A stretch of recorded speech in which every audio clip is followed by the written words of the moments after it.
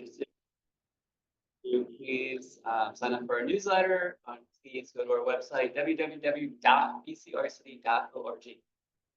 Thank you. Job, Jamie.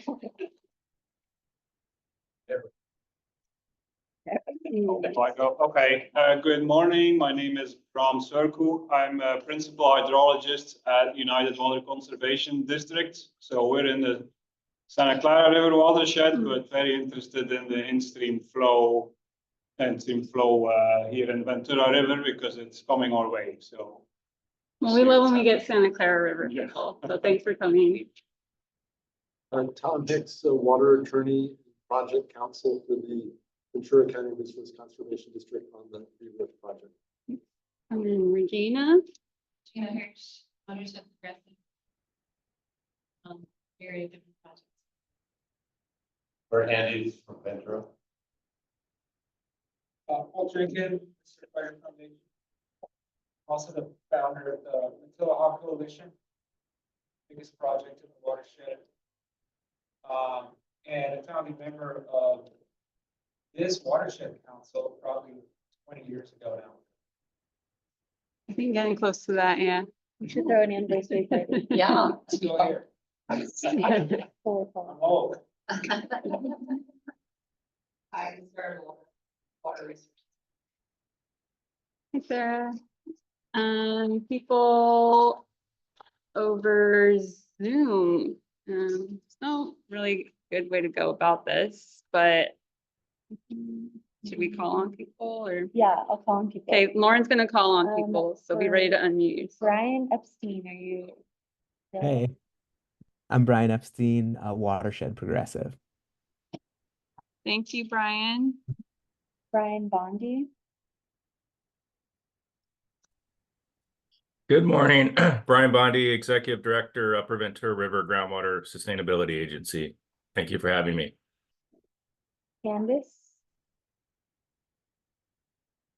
Good morning, everyone. I'm Candace Reynolds with HANA Resources. I'm a restoration ecologist, senior biologist. I was actually invited by Lauren to just kind of learn more about the updates with Arundo removal on the Ventura watershed. So I'm looking forward to hearing what's going on. Thank you. Dane. Hi there, Dane St. George with CFW. I'm a liaison to Ventura County for the Matilah Dam Ecosystem Restoration Project. David, no last name. Hi, this is David Lee. I'm with David N. Lee Consulting, a senior biologist based in Ojai, and just interested in finding out about the Arundo removal project. David Yardas. Okay, good morning, everyone. David Yardis, consultant to Resources Legacy Fund and working in cooperation with the county and Matilah project partners on the Matilah project. Just here to listen. Thanks. Diana Engel or Larry Walker? Yeah. Yeah, Larry Walker Associates. Yeah, Ventura office. Yeah, good morning, everyone. Yeah, so yeah, I'm just listening in. I wanted to hear the updates on the Ventura River flow study and anything else. Thank you so much. Donna Hebert. Good morning. This is Donna. I am with Ventura County Watershed Protection. Thanks for having me. Emma Youngquist. Hi, everyone. My name is Emma, and I am with the Ventura County Resource Conservation District. Thank you. Ian Grace. Hi, my name is Ian Grace. I'm with the Ventura County Resource Management Agency. Jennifer Trebo.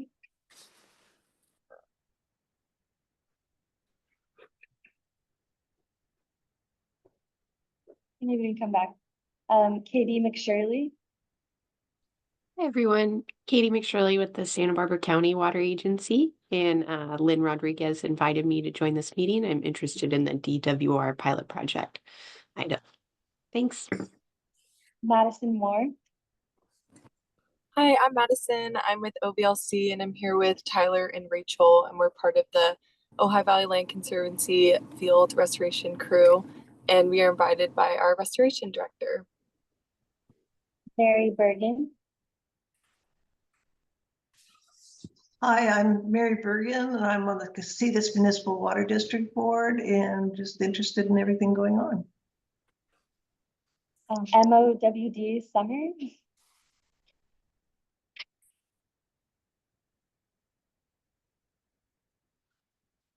And Vanessa Velasco. Hi, I'm Vanessa Velasco. I'm with the California Department of Water Resources, I'm the Ventura Watershed Liaison for that project. Lynn Rodriguez invited me so I can listen in on how our pilot project is being presented. Thank you. Is there anybody else that we missed? In the room or virtual? Yeah, I think we just had them walk in. Thank you. Okay.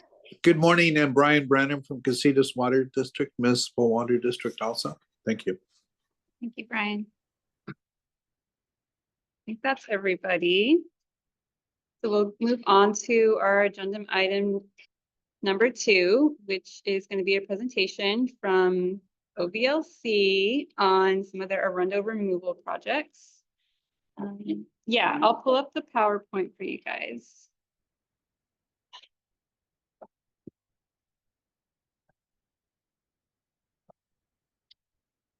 And you can tell me when to click or. I'll give you the click. Okay. Awesome. Oh yeah, I can.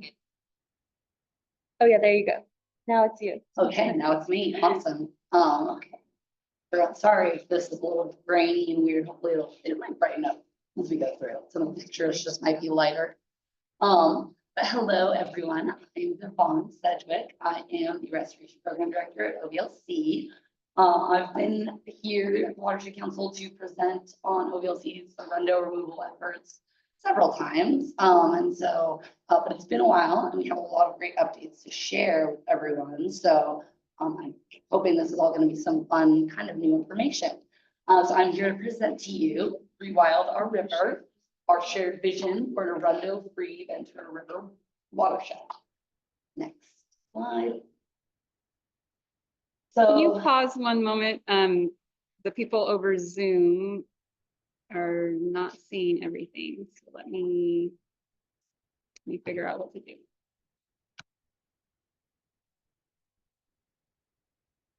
They don't need to see me. Yeah, they want to see your slides. Oh, no. Sorry, everybody. It should be fixed now. There you go. That one. Yeah. There. Perfect. Okay. So the vision that we're trying to create here is community resilience. I'm hearing a lot about resilience today, so that'll be fun. And really, this is OVLC trying to lead a community effort to restore the Ventura River watershed. We want to remove invasive Arundo and other invasive species, restore important habitats, and really reconnect with the river and creeks that we love. We are working with the RCD really closely on this effort, so thank you guys for all of your hard work, especially you, Jamie, on all the permitting that we're working on, but we'll talk more about that. Next slide.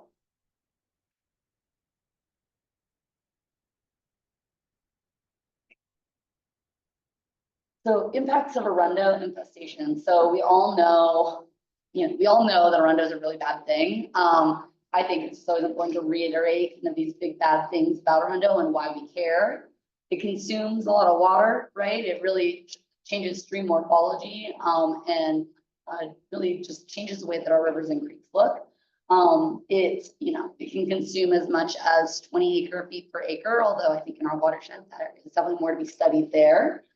It increases fire risk. So healthy riparian zones are supposed to be fuel breaks for us, right? They're supposed to be natural fuel breaks. And instead, Arundo really facilitates the spread of fire. It can throw flames up to a mile away. It really disconnects us from the river. So they can grow in dense monoculture stands as tall as 30 feet high. Really, it creates a really uninviting place near the river for recreation and access, but does create favorable conditions for encampments and other things that might not be as something that we're looking for. Also, it outcompetes native vegetation, really doesn't provide much for our native wildlife. Really exacerbates downstream flood hazards when there's a storm event. So the big rhizomes that are really complex root masses, those can dislodge from a creek during a storm event, flow downstream. It can erode private property. You know, it's just something that all around has a lot of bad impacts that we really don't want here. Next slide. So what are we going to do about it? Well, we need to remove the Arundo. We need to restore important habitats. We want to reconnect with the river and creeks that we love so much. So it seems super easy, right? We're just going to like really 1, 2, 3, we're going to get it done. It's going to be great. So that's what we're planning to do. Of course, as we all know here, it's not quite that easy. So we'll get into the nitty gritty a little bit more. Next slide. This is a really nice design. I don't know if you all can see it here in person. We have also printed materials here for you all to look at, but we had a really great summer intern, landscape architect, who was able to really help us develop a lot of great outreach materials to really paint that compelling picture. Because I think that's one thing for me when I'm trying to discuss Arundo and why it's bad. I get kind of like, well, there's a million things that are wrong with it and why it's, you know, a big issue. So having these really great materials that can really paint the picture, picture tells, you know, picture is 1,000 words. So definitely helpful to have his assistant Summer. Yeah, that's great. It's really good. Isn't that cool? Yeah. So really gives a good sense of, you know, what we're dealing with. So the details, how are we actually going to get this done? It's a lot more than just the 3 steps that I gave you earlier, but there's a ton that goes on the back end of this. And so our team's working tirelessly on this. We have a lot of partners we're working with, like the RCD, PACS, Watershed Council, all the different entities. So how are we going to do this? Well, we need to plan. So we've done a lot of planning, permit everything that we're going to do at the watershed scale. We need to do outreach. We need to find funding and a lot of it, and we need to actually get work done on the ground. So really, there's a lot here, and we'll dive into each of these at a pretty good scale. So to give you guys a little bit more context right now, this is where we're working. The Watershed Protection District and OVLC have both done a really great work over the last 20 years. 20 plus years, removing Arundo and other invasive species from the upper reaches upstream of everything that we're looking at here. So that's been a really great effort that we're going to build upon. Also within this kind of section of the watershed, basically from the 150 bridge or from the 150 down, you know, OVLC's done some work here and there on OVLC's lands, but none of that really matters if we don't look beyond the land. Right, Arundo really spreads through its rhizomes, and so that's when like a root mass just breaks off and it can reestablish somewhere downstream. And so we really want to protect the work that's already been done, you know, protect the investments that have already been made in our watershed in those downstream areas, and also continue to build upon the work that has already been done, so that we don't just stop while we've gotten, you know, a good portion of it done. We should finish the job. So I think 3 years ago now, OVLC worked with the RCD, Watershed Progressive, on VRIC 1, and we use initial planning funding to map the extent of Arundo in the watershed. So that's really been the foundation of all of our permitting. It's really the main basis of our planning in terms of our permitting and outreach. We're really able to use this high resolution mapping to see where this is and how we're going to get to it.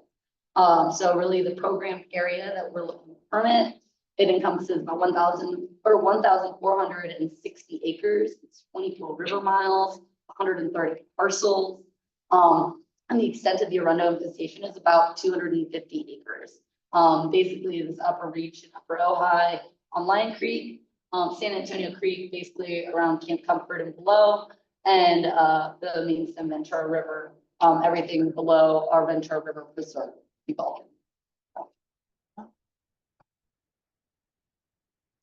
So our plan, how are we even going to accomplish this huge effort of removing 250 acres of Arundo, working with 130 different landowners. It's gonna be a big piece, right? So we have this kind of,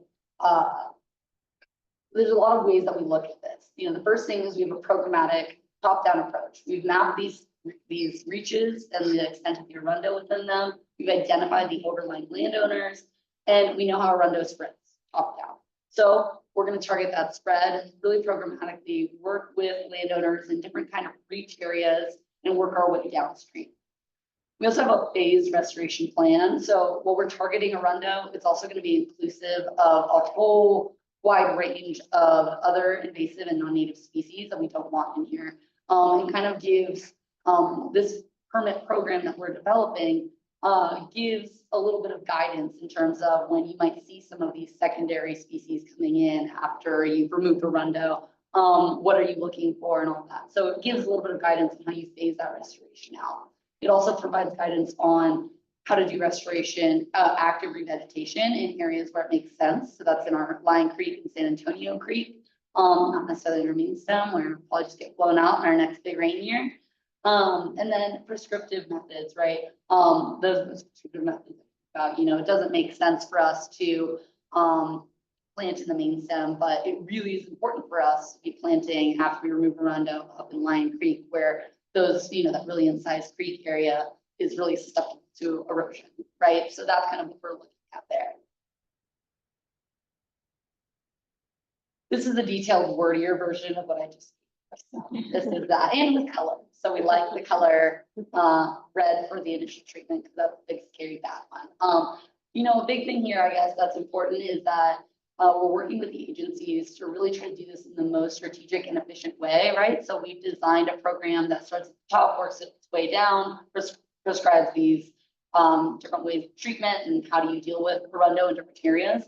But also it talks about the ability to do work year round when the work is less invasive and intensive, with a lot of additional kind of parameters and biological monitoring that gets done. But I think that's a really important piece where we're able to just go in and do early detection and rapid response year round. That will unlock the ability for us to actually get this work done on a time scale that we all can imagine. So that's the. And I talked a lot about the programmatic top-down approach, but what does it really look like? You know, we kind of start with the upper watershed area, kind of the area from Ojai down to Casitas Springs. You can kind of see what we're talking about here, where we're really starting at the top of Lion Creek, San Antonio Creek, and the main stem Ventura River first. That's our reach group 1. And then we'll move our way down as we get a handle on those treatments. You know, once we've gotten, you know, the first couple of treatments done, we start looking for funding to do initial treatments in this group 2, and then continue to do restoration in this group 1, and keep working our way downstream as we go. All the while doing early detection, rapid response in those prior treated areas that are within this. So OVLC has done about 23 acres of Arundo removal in San Antonio Creek. We've done like 90 acres of Arundo removal in the main stem. So really making sure that those investments are protected as we're doing this.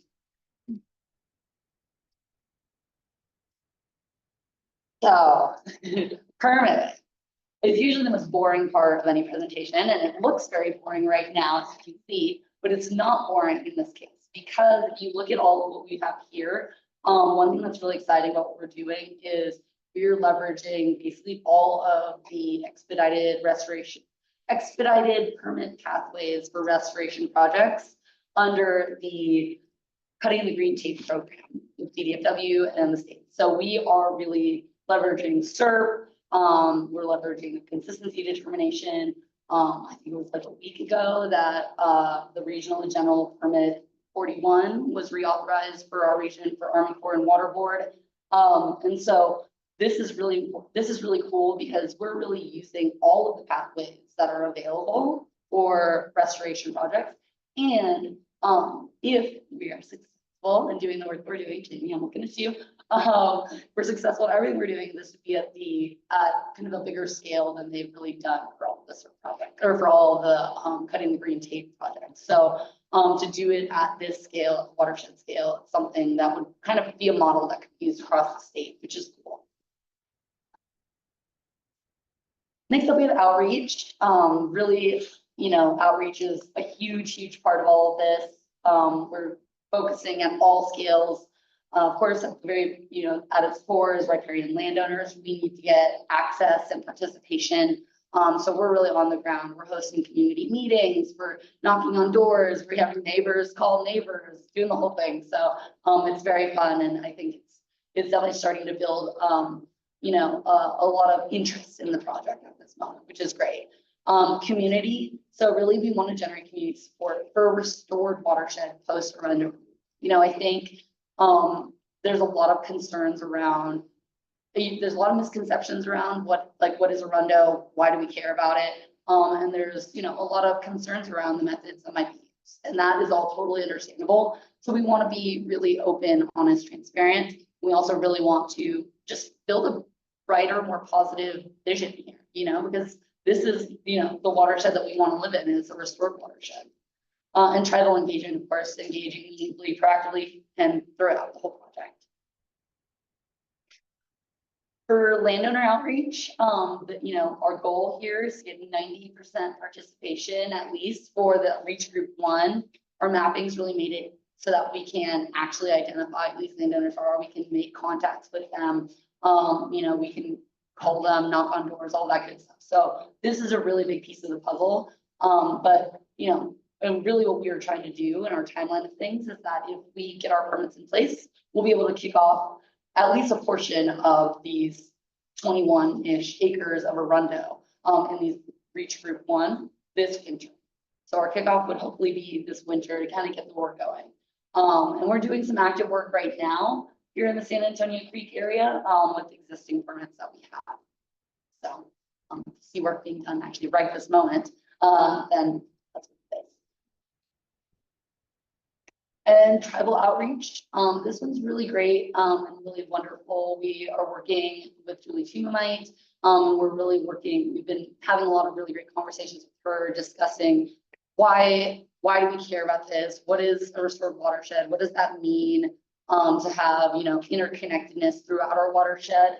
And, we're working with her to essentially produce a series of videos that kind of share Indigenous knowledge about our watershed and talk about how this project is meaningful.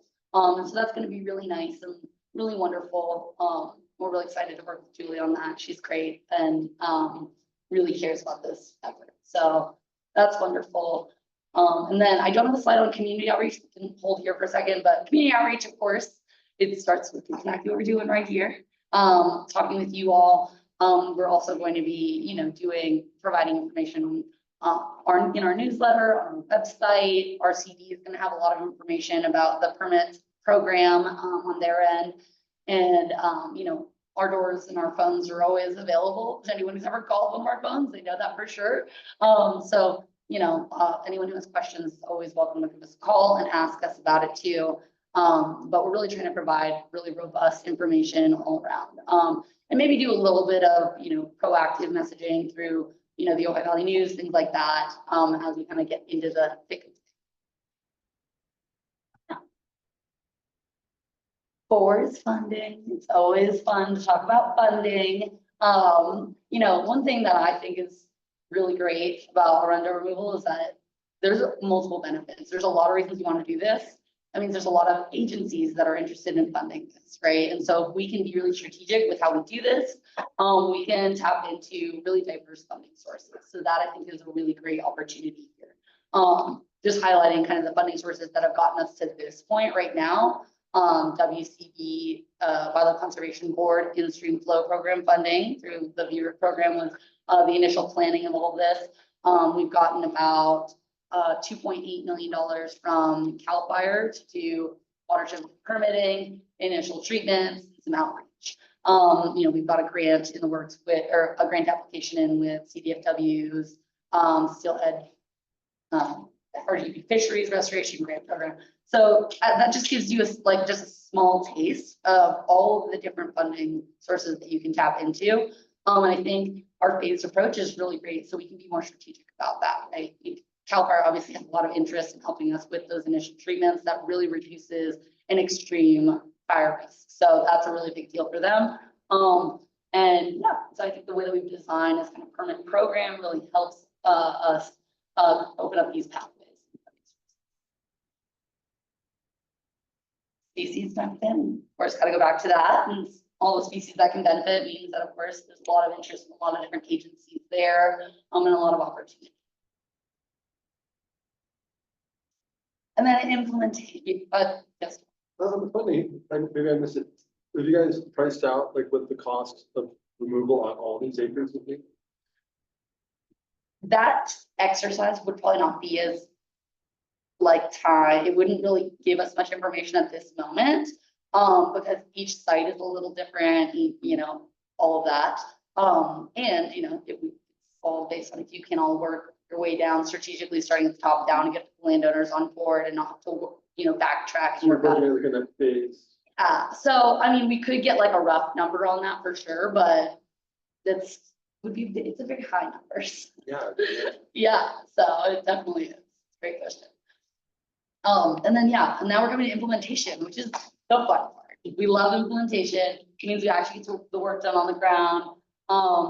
You know, our team is really excited to kind of be there, to be boots on the ground and work, you know, in partnership with the landowners and the contractors and the permitting agencies and RCD, and bring all of these entities together to actually get these projects done on the ground. Because as you can see, it's incredibly complicated, it's labor intensive, it's hard work. So really our team has a really great skill set to be able to kind of manage all these pieces and make sure that we are doing all of this in the way that makes the most sense for our environment, for our community. And so that's really the piece of it. Of course, we have qualified applicators that work with us on our treatment. We'll go into that. We have biological monitors, quality monitoring is done. And you know, we really try to make sure that we are working to do this in the most effective and efficient and safe way. And as I mentioned, you know, we are obviously care the most about Arundo giant reed, but we are going to be inclusive of all of the other invasive species that we know to come in, and or to be there already and you're already treating giant reed, or to come in after you've treated giant reed. So this is just a sample of some of them: broom, pepper tree, salt cedar, eucalyptus, tree of heaven, castor bean, tree tobacco. These are all things that all of us in the room and on Zoom all probably know well. So we want to make sure that this is really, really inclusive. And so we've kind of just grouped in anything that has a high ranking on Cal IPC, just so that, you know, if this work is going to be done for years in the future, we don't know exactly all of everything that's going to come in. So we have a good sense of that, and we definitely included a lot of that in our details, but we're trying to be very inclusive. So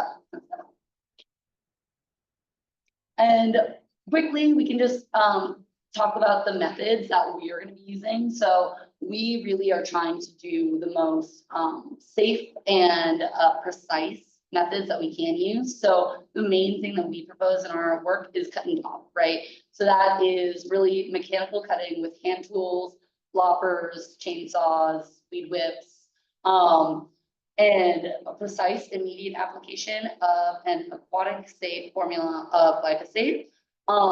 And it has marking dye included in it so that we know exactly where it's applied. We use glyphosate because we know that it doesn't have kind of chain reactions through the soil to the other plants, and that it doesn't, and that it goes inert when it goes into water. So those are the really important pieces of that. And the most important is that we always work with qualified, certified, licensed applicators who have been trained and certified by the state to do this work. So this is our preferred method. It's, you know, it's labor intensive. I mean, we did a 3-acre project for initial treatment, and it took 45 days to do this work by hand. But we know that this is the method that's really effective in the long term, and it's something that we're able to kind of reduce our impacts that way. Another method that we might be using as well is called to masticate. So in areas where there are really big, large stands and there's really no other habitat value there, we might masticate with like a large piece of equipment. And in those areas, we would basically come back through and do a subsequent cut and daub in the spring.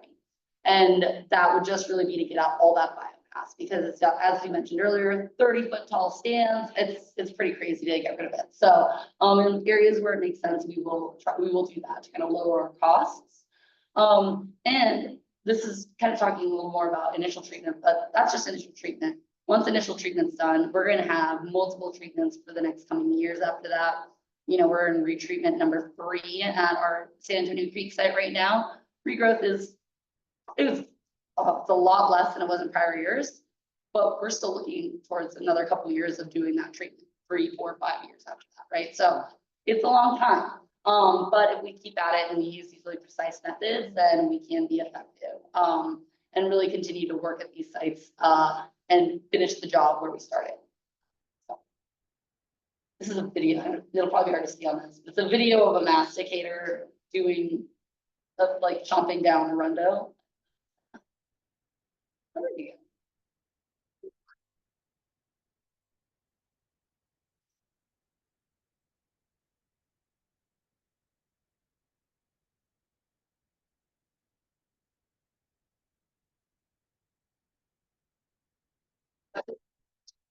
Project back in 2014, maybe, yeah, 2014. And so that's, yeah, one of those good heavy moments. So that's fun. So those are the methods that we use.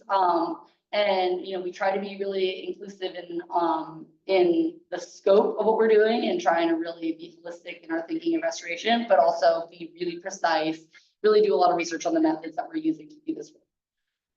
And then riparian restoration. This is just a sample plant palette of, you know, what we might try to restore to in certain areas. So it's just some of the plants. We grow a lot of these in our native plant nursery located at the Ojai Meadows Preserve.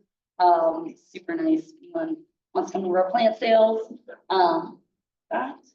Yeah. But is your nursery always open, or is it just new plants? It's not always open. It's open. We're hosting an in-person plant sale in November, and then we'll do monthly plant sales online that you can do in-person pickup for throughout the season. But any of you guys who have like bigger restoration projects you're planning for, you can also put in contract orders, and we can grow plants specifically for projects, which is really nice. Like we do with our projects. And so, yeah, that's my presentation. You know, I think to sum it all up, you know, we have done a lot of really great work in this watershed, and I think it's time to kind of finish the job. And OVLC feels like we can actually do that. And I think there's a lot of community support for us doing this. There's a lot of reasons we want to be doing this right now. And so, you know, with fire and water, and so I think, you know, it's something that is going to be a really big, sticky problem, but it's something that we can tackle as a community. So happy to answer any questions that you might have for us. Thank you all for giving me your time. And yeah, all I got. Thank you. So people in the room, obviously you can raise your hand, and over Zoom, you can raise your virtual hand if you want to be called on. And I see one person with a question right now. I wonder what the periods of time you have to work. Seems like the windows of opportunity to remove it are pretty limited. And that's probably a bigger factor than money. Is there any progress being made on trying to draw the windows so you can work longer to get more out?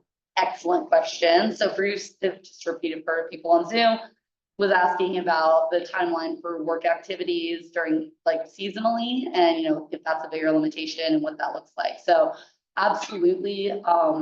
Right now, the permits that we are working with on our current site only allow us to do work from September 16 through January 30th, 31st. And so that's a very small window of work, and we can't work when it's raining. We can't work in wet areas. There's a lot of things we can't do. And so you're right, that's a huge limitation. So that's why we're working with the agencies now on the development of our permits. But what we propose to them is basically for initial treatment, that makes complete sense, right? We want to do it in this small window of time when our potential impacts to nesting birds, which is the big limitation in the springtime. You know, if we're doing a big initial treatment, we're removing a lot of biomass, that's more intensive work. So yes, that work should definitely remain within that small window of time. But when we're going in for retreatment 3, 4, and 5, if it's just like 2 guys with loppers and a backpack guy and a biological monitor overseeing everything, why shouldn't we be able to do the work, right? So, you know, and really saying, look, this is restoration. If we hear, I like to say, if we hear, see, or smell anything that is an important species, we would stop work, because the whole point of this is restoration, right? And so, and so that's what we propose to them, is that subsequent retreatments, starting around retreatment 4, those should be allowed year round. Early detection, rapid response, that should be allowed year round, because you're really just kind of walking through the creek like anyone else. So it's what we propose. We'll see what the agencies have to say about it. Yeah, Brittany.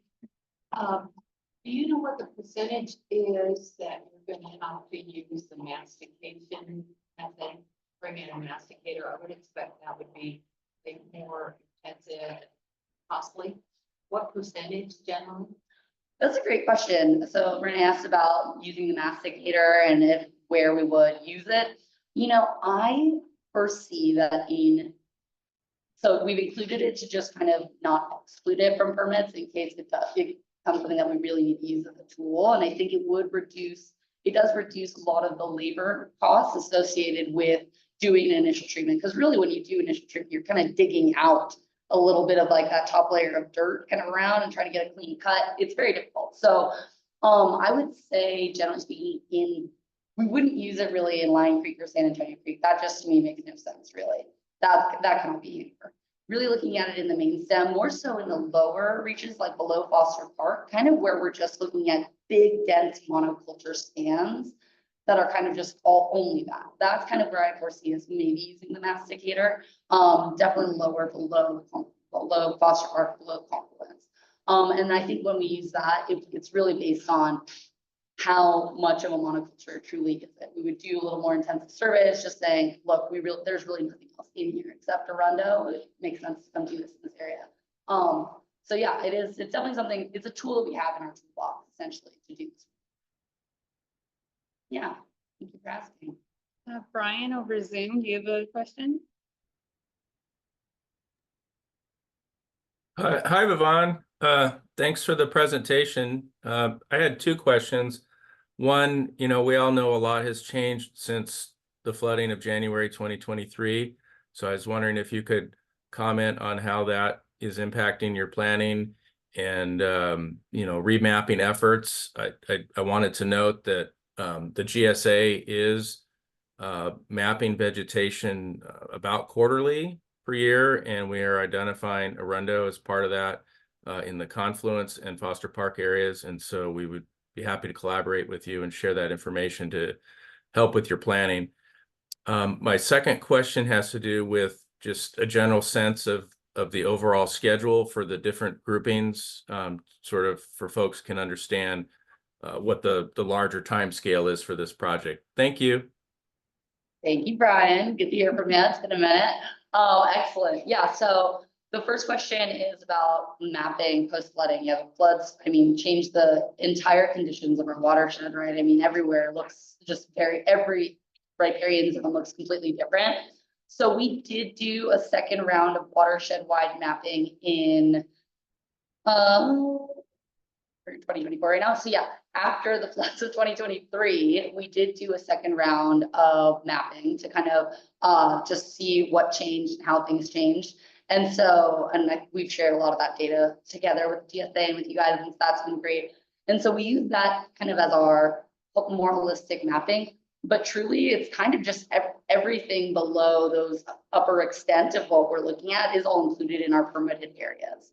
We're trying to just be pretty holistic in that, while the Arundo gives us a really good sense of where it is and where our work is gonna be focused on. But really as we kind of, you know, apply those permits downstream, we'll be kind of reevaluating each group because we know the conditions will change by the time we get there, depending on how long it takes us to get there. So that's kind of the answer to the first question is, and yes, we would love to, I love that you guys are collecting all the vegetation data. So that's super helpful for us to be kind of collaborating on that, sharing all that data. It's a great reason why we're all here at these events. And then to your second point about the timeline, that's another great question. So right now we have funding to do initial treatments, well, as many treatments as we can squeeze in that reach group 1 area up at the top. That's Upper Ojai Lion Creek. That's San Antonio Creek, just right above Camp Comfort. And then the main Ventura River just below our Ventura River Preserve, the Help of Ojai campus and around there. And so that's happening through 2030. And that's really great work there. Basically, we're gonna keep doing outreach to all of the, keep moving our outreach downstream as we kind of get a handle on that. And as we get landowners on board and get people to sign up, I've got our grants manager, Rhett, here in the room with us. And so he's on it writing all these grants. So big plug for voting this year, and Prop 4 for everyone is a really important thing. So we can all tap into those funding sources. But I mean, if there's funding out there that's available, we'll just keep getting the work done. Right now, our funding is truly for those upper reaches, but we're continuing to apply for grants whenever they come up and utilizing kind of this model to do that. So, and that's a big piece of it too, is that as we're kind of doing community level outreach, doing landowner outreach, we're just kind of building that pipeline so that we're ready to go when a grant does come up. So that's a big piece of it. Thanks, Brian.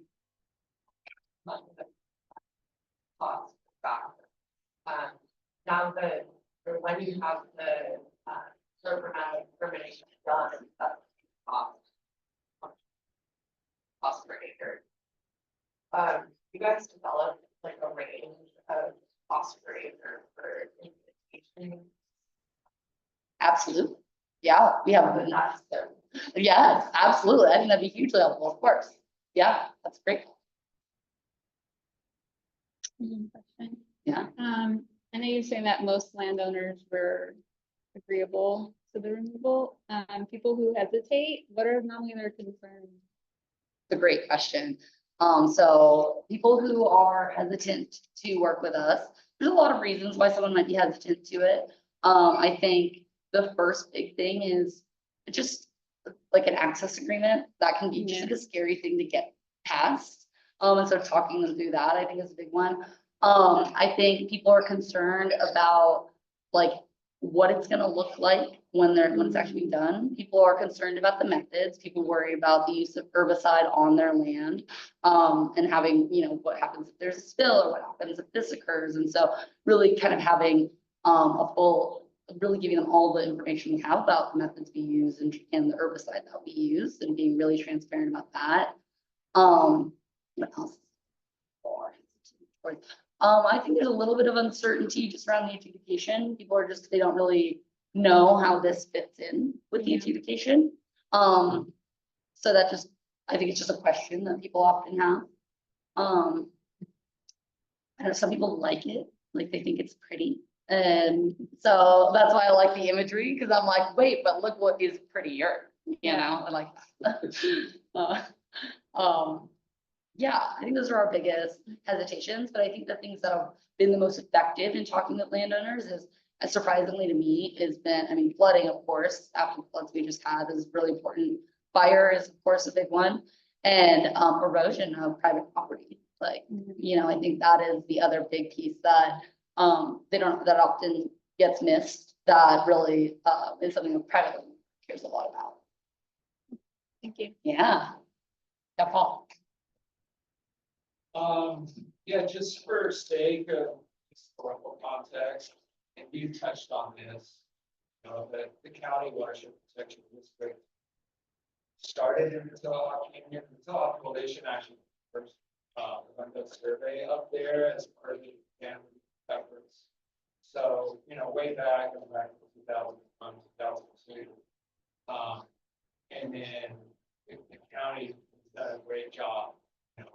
There was a countywide Arundo task force housed in the county, and it was a lot of work. I was part of that group, and there's a lot of work going on countywide, and it seems like that effort kind of petered out and appeared, and so I commend you for taking up this cause, because as you're talking about, this is a big long-term effort. huge. And I'm still smiling. Smiling, and you're kind of filling the gap where local government has helped solve. So we appreciate that. And, you know, I think anybody who saw Foster Park after the last flood, you know, I think Arundo played a huge role in that. I mean, that it's just all backed up and quite flooded and all this damage to not only county, but also city property there. So, thank you. Thanks, Paul. We're only able to do it because we have a lot of great work to build on. So awesome. Thanks. Okay, any other questions? Brian, is that raised from previous or do you have a new question? Sorry, I don't know if I'm allowed to double dip, but I love it. I might be next week, but I love it. Let's do it. I just wanted to comment in terms of the question and response about recalcitrant landowners. Arundo uses groundwater and the GSA has regulatory authorities to manage groundwater use. And I don't want to promise anything, but there has been some discussion about potential regulatory mechanisms for trying to move things forward in areas where the landowners aren't cooperative. That's perhaps something to explore further. And I just wanted to more generally state that there may be an interest from the GSA on partnering with some of this. Part of what our GSP says we have to do is develop options for mitigating what's called indirect depletion of surface water. And our focus area is Foster Park and the confluence area. And so what a wonderful way to mitigate those effects by removing Arundo and other invasives and increasing water supply and providing all the additional benefits that comes along with that. So I encourage you to collaborate with the GSA on this as we move towards our 5-year review of our GSP. Thank you. Love that. All awesome stuff. I love the enforcement angle. Love hearing that, Brian. Yes, Tom. I heard the 20 acre feet per acre. Is there a consensus on what that number is if we're talking about water supply? Oh, gosh. I like say it and then don't like that I say it. And then I just don't have a better number. I mean, the 20 acre feet per acre, that's the state kind of recognizes number. And that's based on some really great studies that Cal IPC has done. Which is awesome and wonderful. But I think we just need more data in our local watershed. I think there's a lot of areas where the river runs dry for half the year. And I'm just wondering like where and water tables are down, where is it pulling water from? So it might be less in our watershed in certain times and areas. I mean, it's probably way different in San Antonio Creek than it is in the main stem. So it's like, I think that's something that, and it is something that we are looking to, we've got a proposal from Jordan here to kind of do a study that would do exactly that. We just need to find some money to do that. But yeah, that's exactly the question that we're trying to answer. Like, how much water is it actually taking in our watershed and where is it taking it from? And that's, I think, to get more refinement on that would be really huge. I have to listen to my comments again. What's up, Paul? I forgot the numbers now. The county moves tens of acres of Arundo in the Matilla Reservoir area, where technically it was more wet. The high groundwater table behind the dam. My back of the envelope calculations suggest we'll get about 5 CFS from that. And to my knowledge, we haven't seen that. If you want to do a study, you can go back and look at the gauge data and the rain years. You can try use some of these fancy models that people try to put together to determine groundwater surface water interactions and model that. I think the state tried to. I don't know if the results work for that. But my opinion, as you know, is that you're not seeing uh, 28 feet per acre of water, so. So. Let's be honest about it, it's a terrible flood hazard, terrible fire hazard. Horrible habitat, all of that. It's not gonna solve our problems. Great.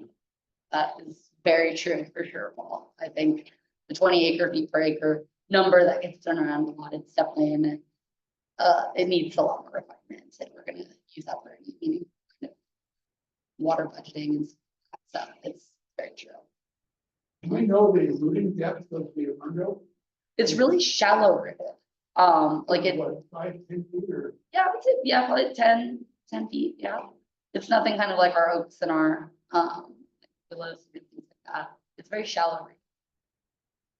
So that masticator pulls them up, is it pulling the roots up, or is there this point where like the tensile strength snaps? Yeah, it's almost like a big claw, chomp it down and then pull it out. So those frayed ends aren't great. So that's why we kind of don't love using the masticator, because then you have to go in and do clean cuts later anyways.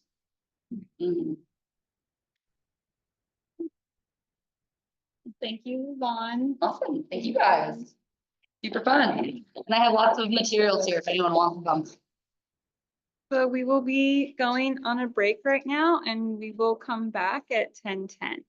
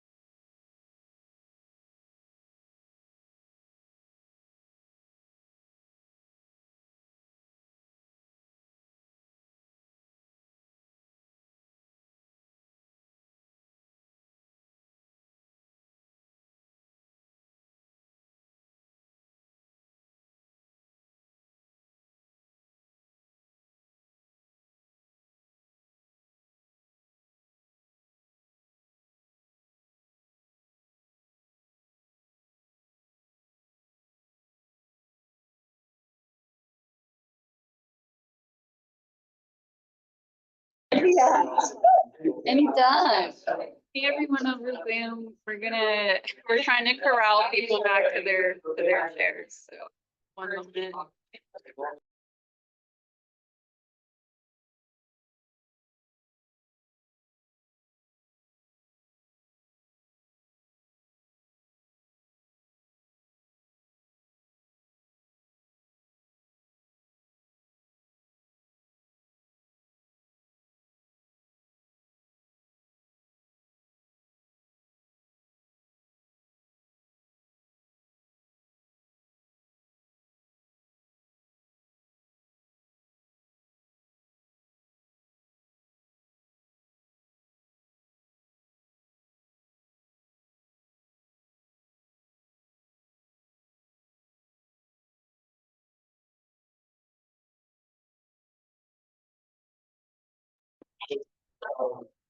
Okay, everybody, we're gonna be starting. Everyone can sit, please. I've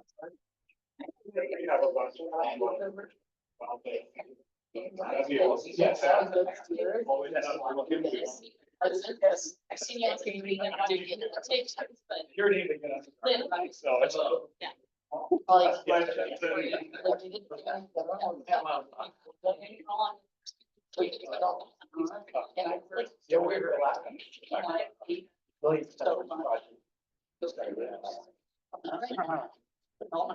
This is the best thing of the year.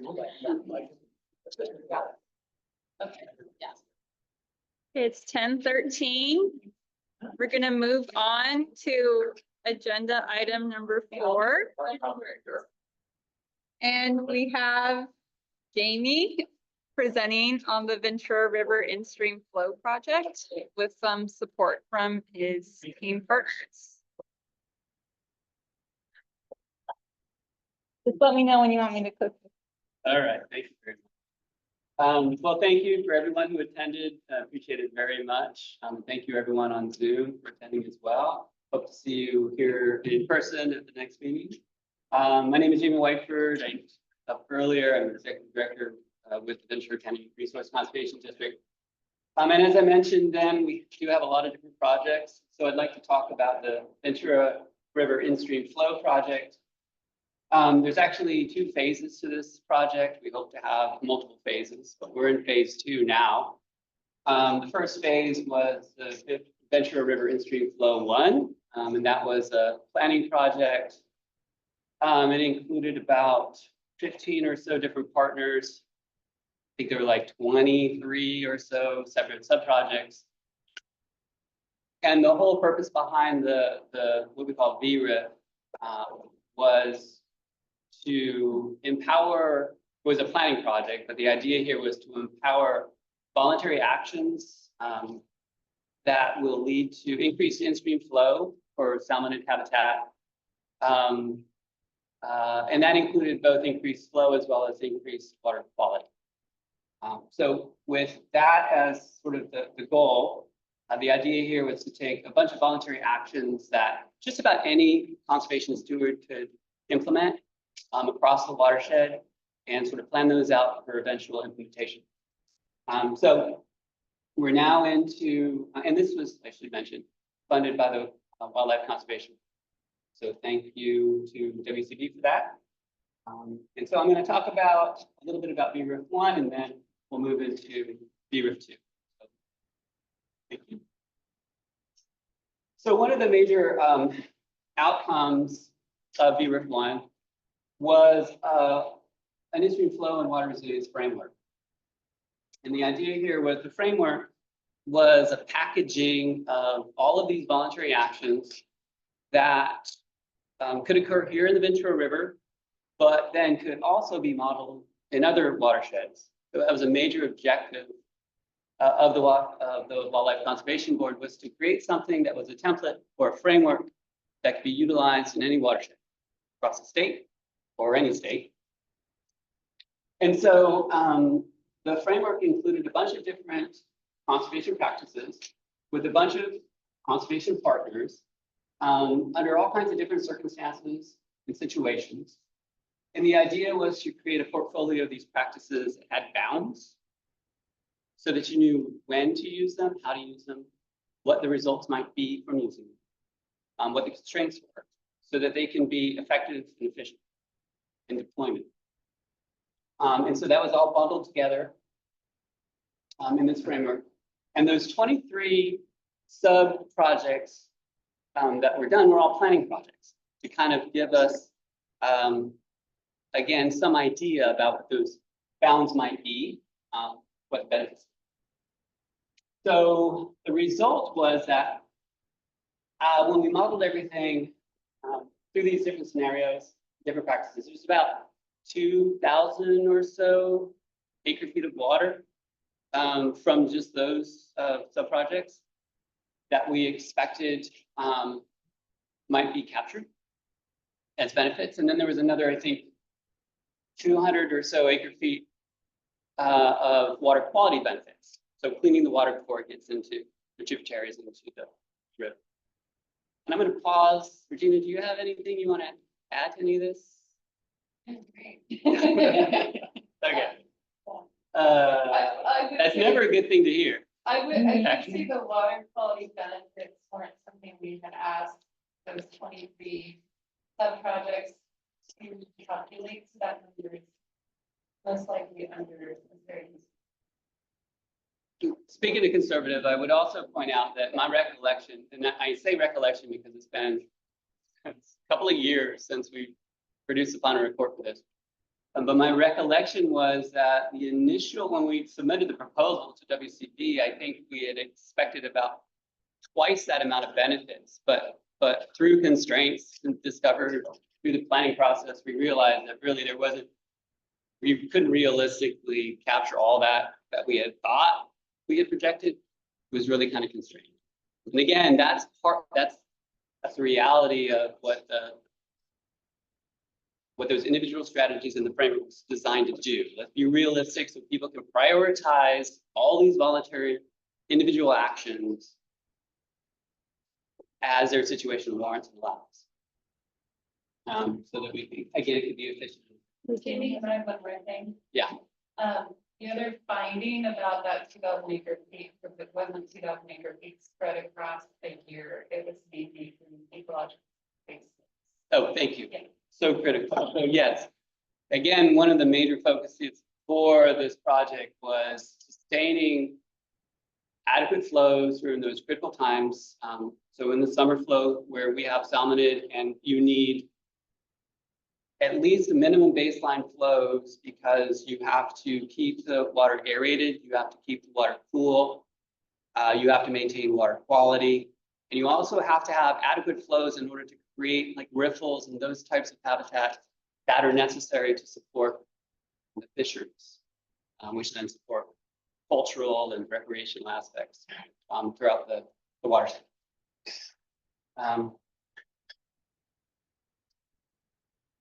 And so looks like we've moved into VRIF 2. So from VRIF 1 and through the development of the final report, we kind of realized that one of the sectors that's critically important that we didn't necessarily have a chance to focus on because we had such a broad array of different conservation stewards was agriculture. And then there are also a couple of projects that we really wanted to expand upon. And so those were kind of packaged into a second phase that was VRIF 2. Sort of the same goals. It's funded also by WCB, same funding source, industry flow program. And so in this case, we had another set of planning projects, included water districts, included City of Ojai, included where the schools in this one, remember. There was outreach education. We're still ongoing with all of this stuff. This is one of the things that we wanted to do here was give an update to the community at large, but also we're getting into the phase, again, going to the agricultural aspect of and their value in these sustained flows during critical peak times. We wanted to really kind of focus on reaching out to the agricultural community, really bolstering those set of practices that are relevant to the agricultural community and engage with the agricultural community about these practices so that we can get their feedback about what's practical, what's not practical, what's of value to them, and working together to be able to, again, achieve these voluntary actions that enhance stream flow and maintain our character in the communities, which I think everybody is working towards that goal. So, anything else for you? Next slide. I am in it. While we're struggling with it, any questions so far? There you go. Okay, got it. So here's an outline of the various partners. Again, if I didn't mention it before, we're a lead agency. Typically, our role is to empower all of these types of actions by our partners. So I don't usually like to take center stage, but here I am. So we're responsible for the administration of the grant, the effort overall. Ojai Valley Land Conservancy is involved. Thank you, Vivon. Thank you, Tom. Thank you, the LCT. Thanks, Law. We need to make sure that we account for these water rights. We account for these drops of water so that anybody who wants to contribute these drops to the environment, they should stay there for that purpose. Watershed Progressive, longtime partner, thank you so much for joining your team. By and large, the ones who can pull all this stuff and all these partners together for this work. Senior Canyon, Ventura River Water District, and Marina Foundation for the outreach education and also some of the citizen science aspects of this particular effort. A bunch of meetings we're supposed to have. We're creating a bunch of plans. Watershed Progressive is working with the various mutuals to create assessments and plans on individual parcels. Again, to utilize these different management practices, conservation practices, to enhance in-stream flows during critical times, and to enhance the environment at large. Next slide. So going back to sort of the individual parcel scale planning efforts that are a real big part of this, BRIF2, Land Resilience Partnership. The Land Resilience Partnership is actually rather widespread here in Ventura County. It's pretty active in the Ventura River Watershed, I think active throughout the county as well, but I think a large amount of that planning stuff is here in the Ventura River Watershed. Lots of design plans, lots of final plans. Again, getting ready for implementation. That's what all of this planning money is supposed to get us to, is to be able to have these plans at the ready.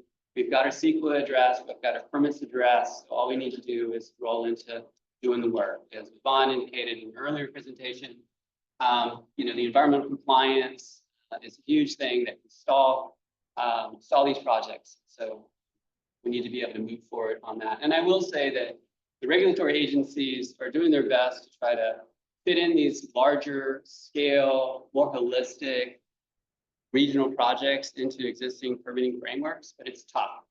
That SERP has been a huge instrumental piece in things moving forward. And I believe it was reauthorized. That's what I heard. So glad to know that that's true.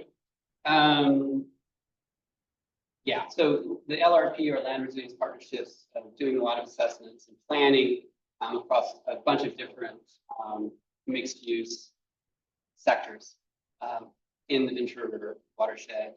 Also creating an agricultural framework. This is being led really by OVLC with their strong connections with agricultural community. So Vivon has already sort of worked through a lot of this stuff in previous work and in her current work. So glad to see that moving forward. Again, this is creating templates and these plans that people can review and then use as they make sense for the situation. Outreach, so student guides, again, planning for building that environmental stewardship in our future generations, and also showing them that current generations are taking it seriously and trying to move forward as well, as well as we can. There's also, we use the Localizing California Waters Conference as a opportunity to really be able to expand on a lot of these concepts As an example, the California Association of Resource Conservation Districts is having their annual meeting, and we wanted to talk about this, and we were given, I think, 20 minutes, Tom, to try to cover all this stuff, and then no real question and answer period after. So trying to use sort of these more, I wouldn't say informal, but more focused opportunities for outreach and engagement. And then one of the main things that's happened also is smart meters. So getting AMI meters deployed. This is through Ventura River Watershed District, so that they can actually, trap all that water more easily, more efficiently, more effectively. And then there's other work being done to sort of curtail leaking and all these kinds of things that just lead to losses that have absolutely, well, I don't say they have absolutely no value because they do provide an environmental benefit, but it would be good to be able to quantify those things and identify where you have losses that you don't really have any real. Jamie? Yes, sir. I might just mention for the Ventura River Water District, we're reevaluating our waterway structure. So instead of having tiers like we have now, we have 2 levels. One is for indoor budget and one is for outdoor. To maintain the here, the indoor outdoor allocation. Nice. And I will say that with respect to particularly the outdoor, there's so much potential for outdoor. It just depends on sort of your conservation stewardship role, but even light industry, for example, light industry could capture evaporative condensate and use that for outdoor irrigation or other things. Rooftop capture, for example, is another type of practice. You can do it pretty much any parcel scale, and then utilize that water during the periods of peak flow so that you're not contributing to diversions or other better uses for water in the streams. And so lots of different practices, again, in VRIF 2 and in VRIF 1, depending on your circumstances and your priorities. Next slide, please. Thank you, Bruce. So this is kind of a messy map. So it just shows all the different places where I believe where we have planning efforts ongoing. We're not sure if they're all complete or the font is really small, so I should really see. I can't even read it. But the idea here is that, and this is a tough one. This is a really tough one for funding agencies to wrap their heads around.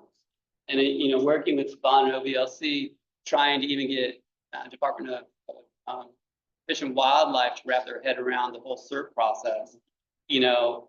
Like it's hard for them from an environmental compliance standpoint. Like you have cumulative impacts and all these different things, and everything has to be phased and timed, and work together, and what's the long-term stewardship stuff.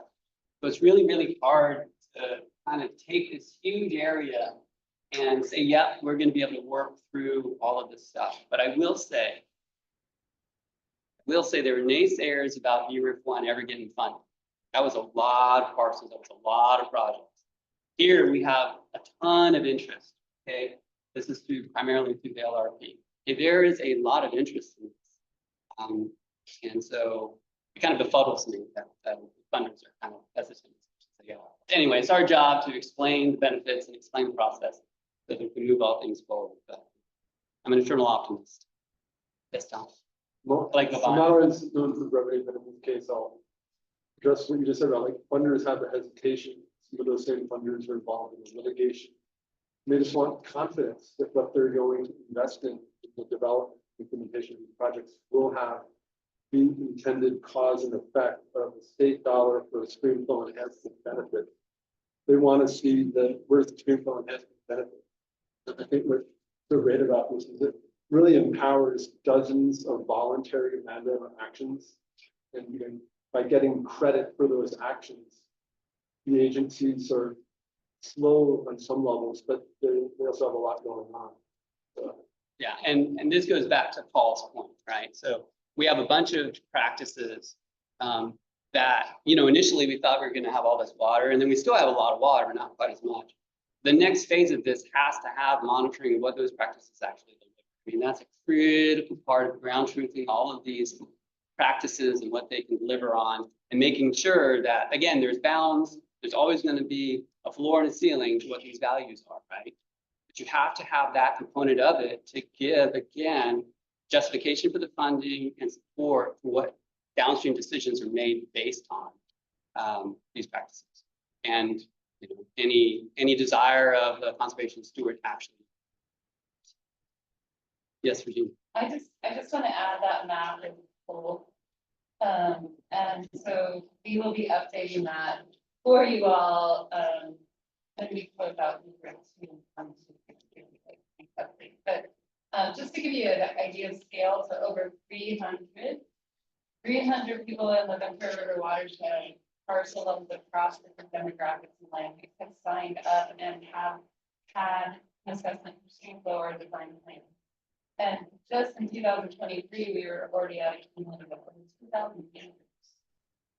So just thinking of spatial within the watershed. So just to give you a scale of how these would add up in different portions. And it's there is interest. There is, and people are still like, there's not enough money for those. Underscore, there's not enough. That's the feedback that we get. That's a great idea, but where's the money? And one of the things that I love about the framework concept is that the framework concept is simply that here's all of your options. And I know it can be overwhelming, but here are all of your options. Here are all the things you could do, but you're not expected to do all these. You've got conservation steward partners who are going to pick from this menu as well. And they're going to pick what's most appropriate for them. And so having this sort of framework where everything is sort of articulated about what you can do, and knowing that there are other conservation steward partners who are actually going to implement those different things. We've used this term before. This is actually the reason that I went with being lead agency on BRIF 1, as Regina said, you know, a rising tide lifts all boats. That's exactly how this is supposed to work. Like everybody is supposed to contribute their little part, because all little parts cumulatively lead to a big sum. So that's what we're trying to do. It has to be voluntary, because I think everybody knows who's had a kid. If you try to make them do stuff, they're going to go sideways on you left and right. So really kind of just giving them the opportunity to take voluntary action, that's the most successful for current and future, I would say. Next slide. So I think this is specific for Ojai City. And this is just, again, some of the things that we seek to try to plan and then empower for implementation. So just, you know, regenerative stormwater conveyance, so just being able to get stormwater so that it can be infiltrated into the ground, it can rehydrate the landscape, it reduces fire risks, enhances the view shed, as Devon would say. You know, and then eventually at some point you reconnect with in-stream or connect to groundwater, enhancing that quality and enhancing its volumes. Again, all part of the Ventura River in-stream flow project, phase 1, phase 2, is designed to try to achieve. Any specific words on this project? Yeah. It's just an example of things that are like simple, but you may not see all the time, but these are simple things. These are relatively simple and accessible things if you have the funding to do them, and if you have the environmental compliance permitting structure in place. Definitely, I think all community support is already there. Love to see what's going on. Here is another set of templates. This is agricultural land conservation strategies. Again, I do want to refocus on that. Our target audience in this is really agriculturalists, because I kind of got feedback from BRIF 1 that we were a little bit broad and we may have missed agriculture, and we'll focus on the plans that we can provide them, the assistance that they can be provided, and sort of, you know, over time, like how does that ag look in our county, especially with all the threats that we have from our projected climate future. So They really wanted to have some other options. And as people may realize that maybe they don't want to be in commercial ag, but they want to maintain that rural character, and what are their options for perhaps crop transition to other crops, or maybe crop transition over to more climate appropriate crops. So again, just designs that people are being provided to help them make those, understand what their options are, and make determinations about where they might want to go. There's traditional, BMPs like mulching.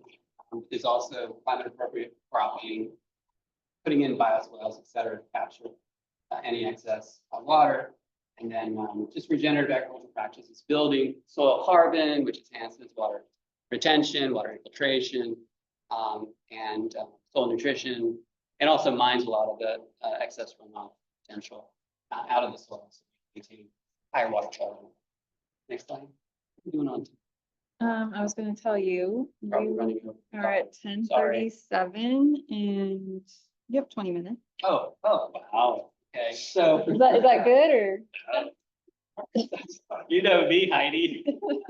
We talk forever. So the LRP partnership, this is live, right? People can go on the web and find all of these resources with LRP.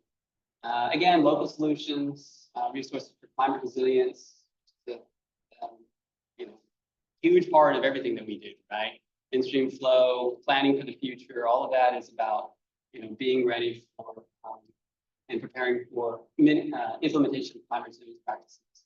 And again, this could be where you live, work, or play. So, recreation, at your work, and then also at your home. Next slide. And just, it's 12 minutes. Oh, okay. Perfect.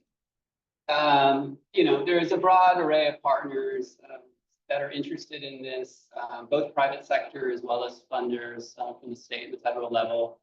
And so I think that's pretty much, I should say LRP. So it's very, very difficult to see this. I apologize about the washed out screen, but so LRP is widespread. It goes all the way up the coast of California.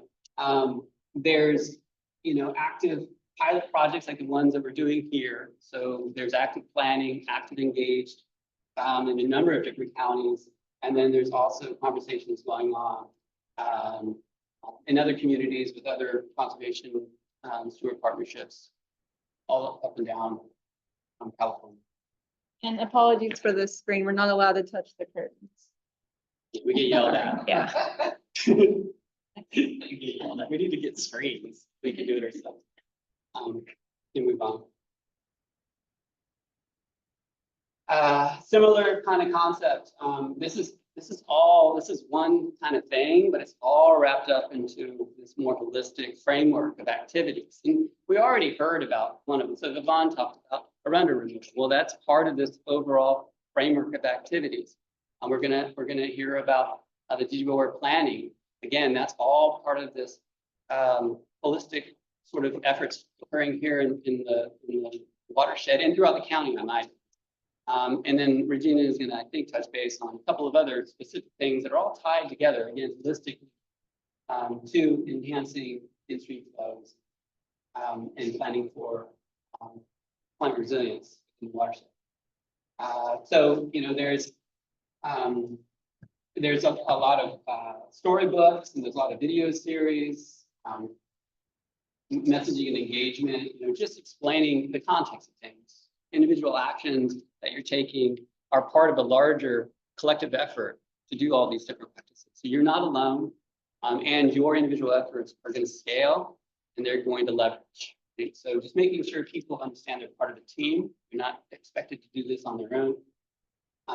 GIS analysis, that's a huge part. You got to map out potential benefits, even start the conversation, identify where you should prioritize, so that you can then explain why you're doing one thing and not another. At the very least, and also so you have bounds about what you should be doing all over this all the time. Trainings, so empowerment, making sure people understand what it is you're doing, why you're doing it, and how they themselves can do it. Is the old adage, teaching people to fish. do-it-yourself toolkits and readily accessible toolkits. So people can see how it may look and understand what's involved in doing so. They can do that at their leisure in terms of reviewing and accessing them. Drawings, analysis tool, actions and benefits.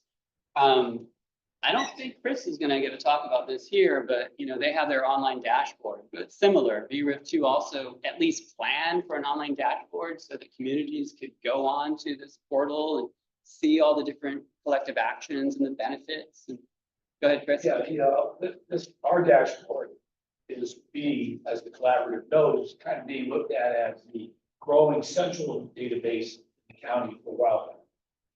So already there's countywide materials going in there from various places. So you're also looking for people to contribute to that dashboard as well, as it pertains to riparian zones, things like that.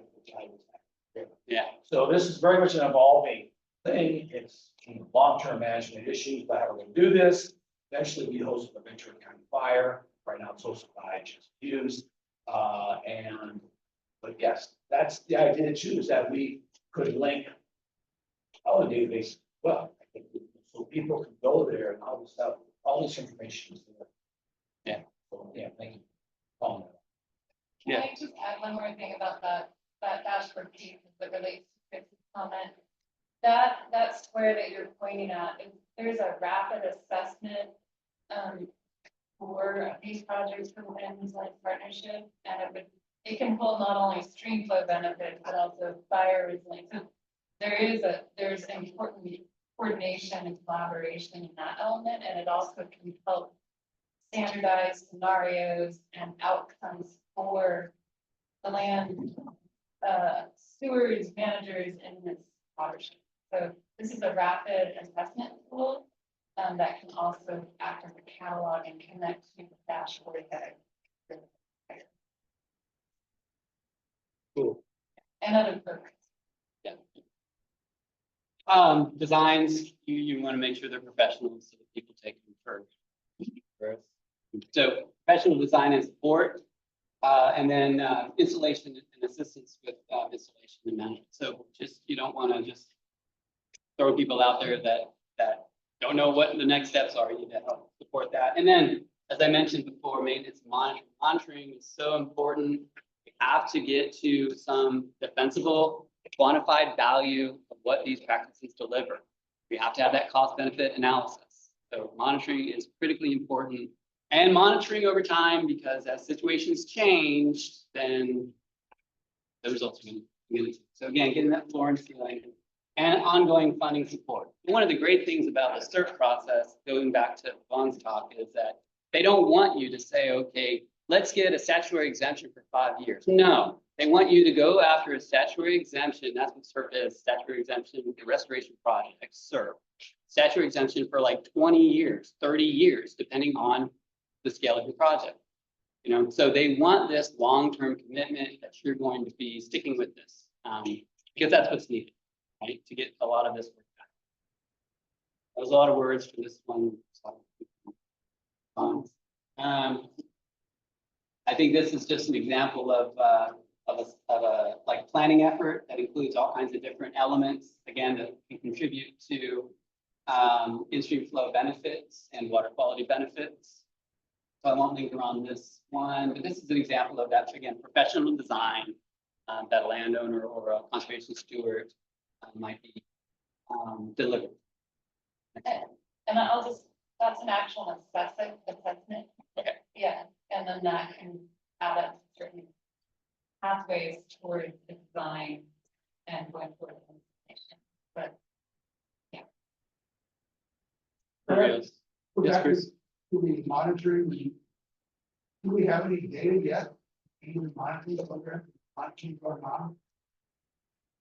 I'm sure that there is. It's all sort of disparate. I don't know about us because we never did get that implementation funds to actually do actual monitoring. So we have tons of planning.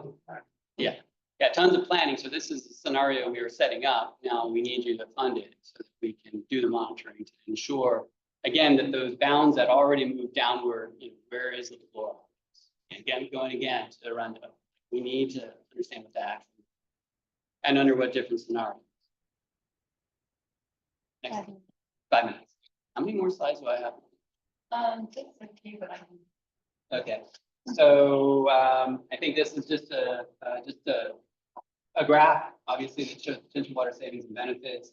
This is again, I think, an output from the benefits report.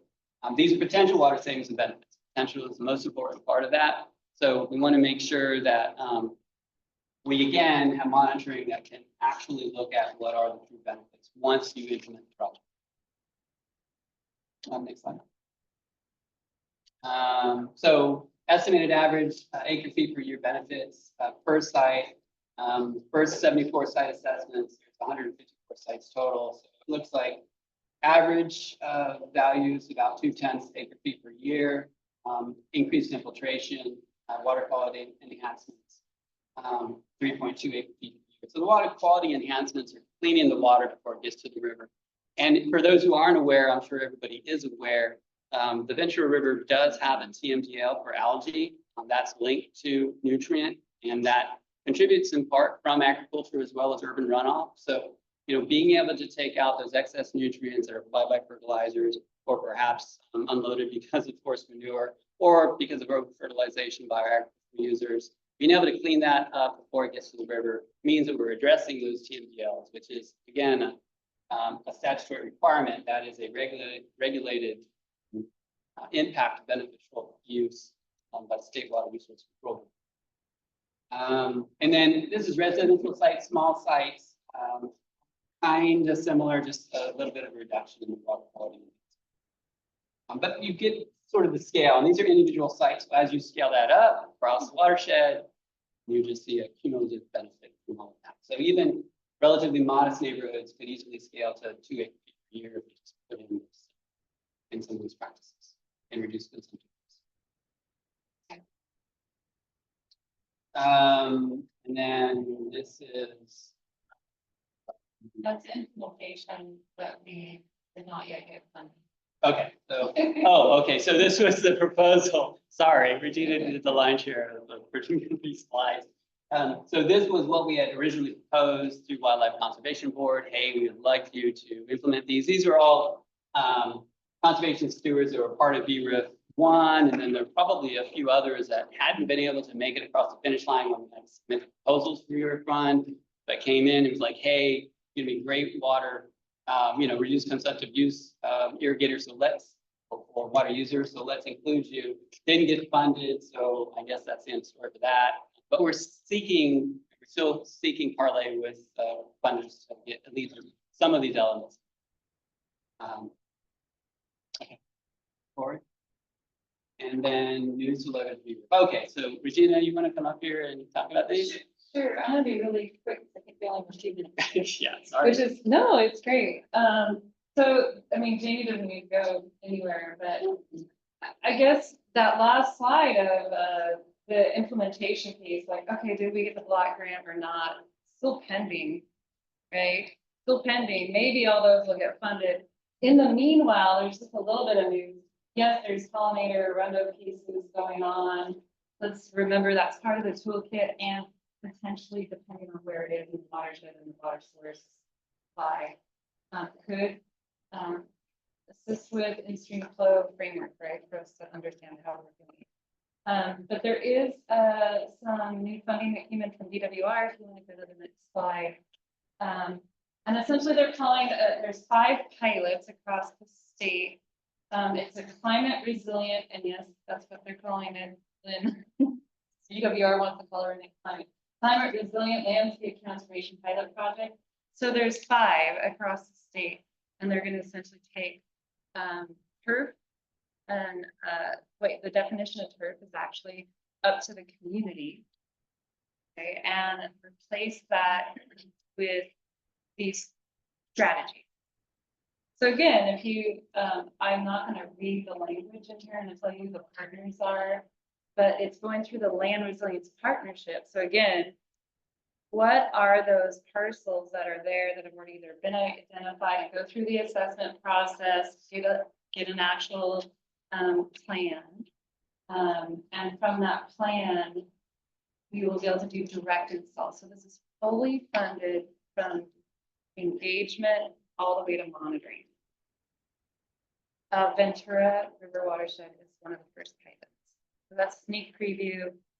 It's a $32 million effort throughout the state, and Ventura River Watershed is the first pilot. So on those parcels, say that we're assessed for VRIP 1, 2, some of those will qualify if they have turf to go ahead and get that actual installation. And then we can also add more. So the partners here are Leaf State, Pacific Institute, the Land Resilience Partnership, and that means anyone associated with it, because there's a lot of different sponsors, local sponsors in this room that are others. Martha Davis Consulting and Go Golden of it, DWR and Office of Planning. So that's the short story. There's a couple slides here we can zoom through. You'll hear more about this as we go. It is to focus on tribal, disadvantaged, and most climate vulnerable communities. We are not showing the amount of water necessarily. It's all about square footage of restoration, and it's to connect with fire, groundwater, climate, the DWR climate resilient framework that will be coming. We talked about shortly. But that's really the focus. They did pick Ventura River Watershed because of the VRIP approach on a watershed. So let's go to the next slide. This is some verbiage that is from the state that you can read.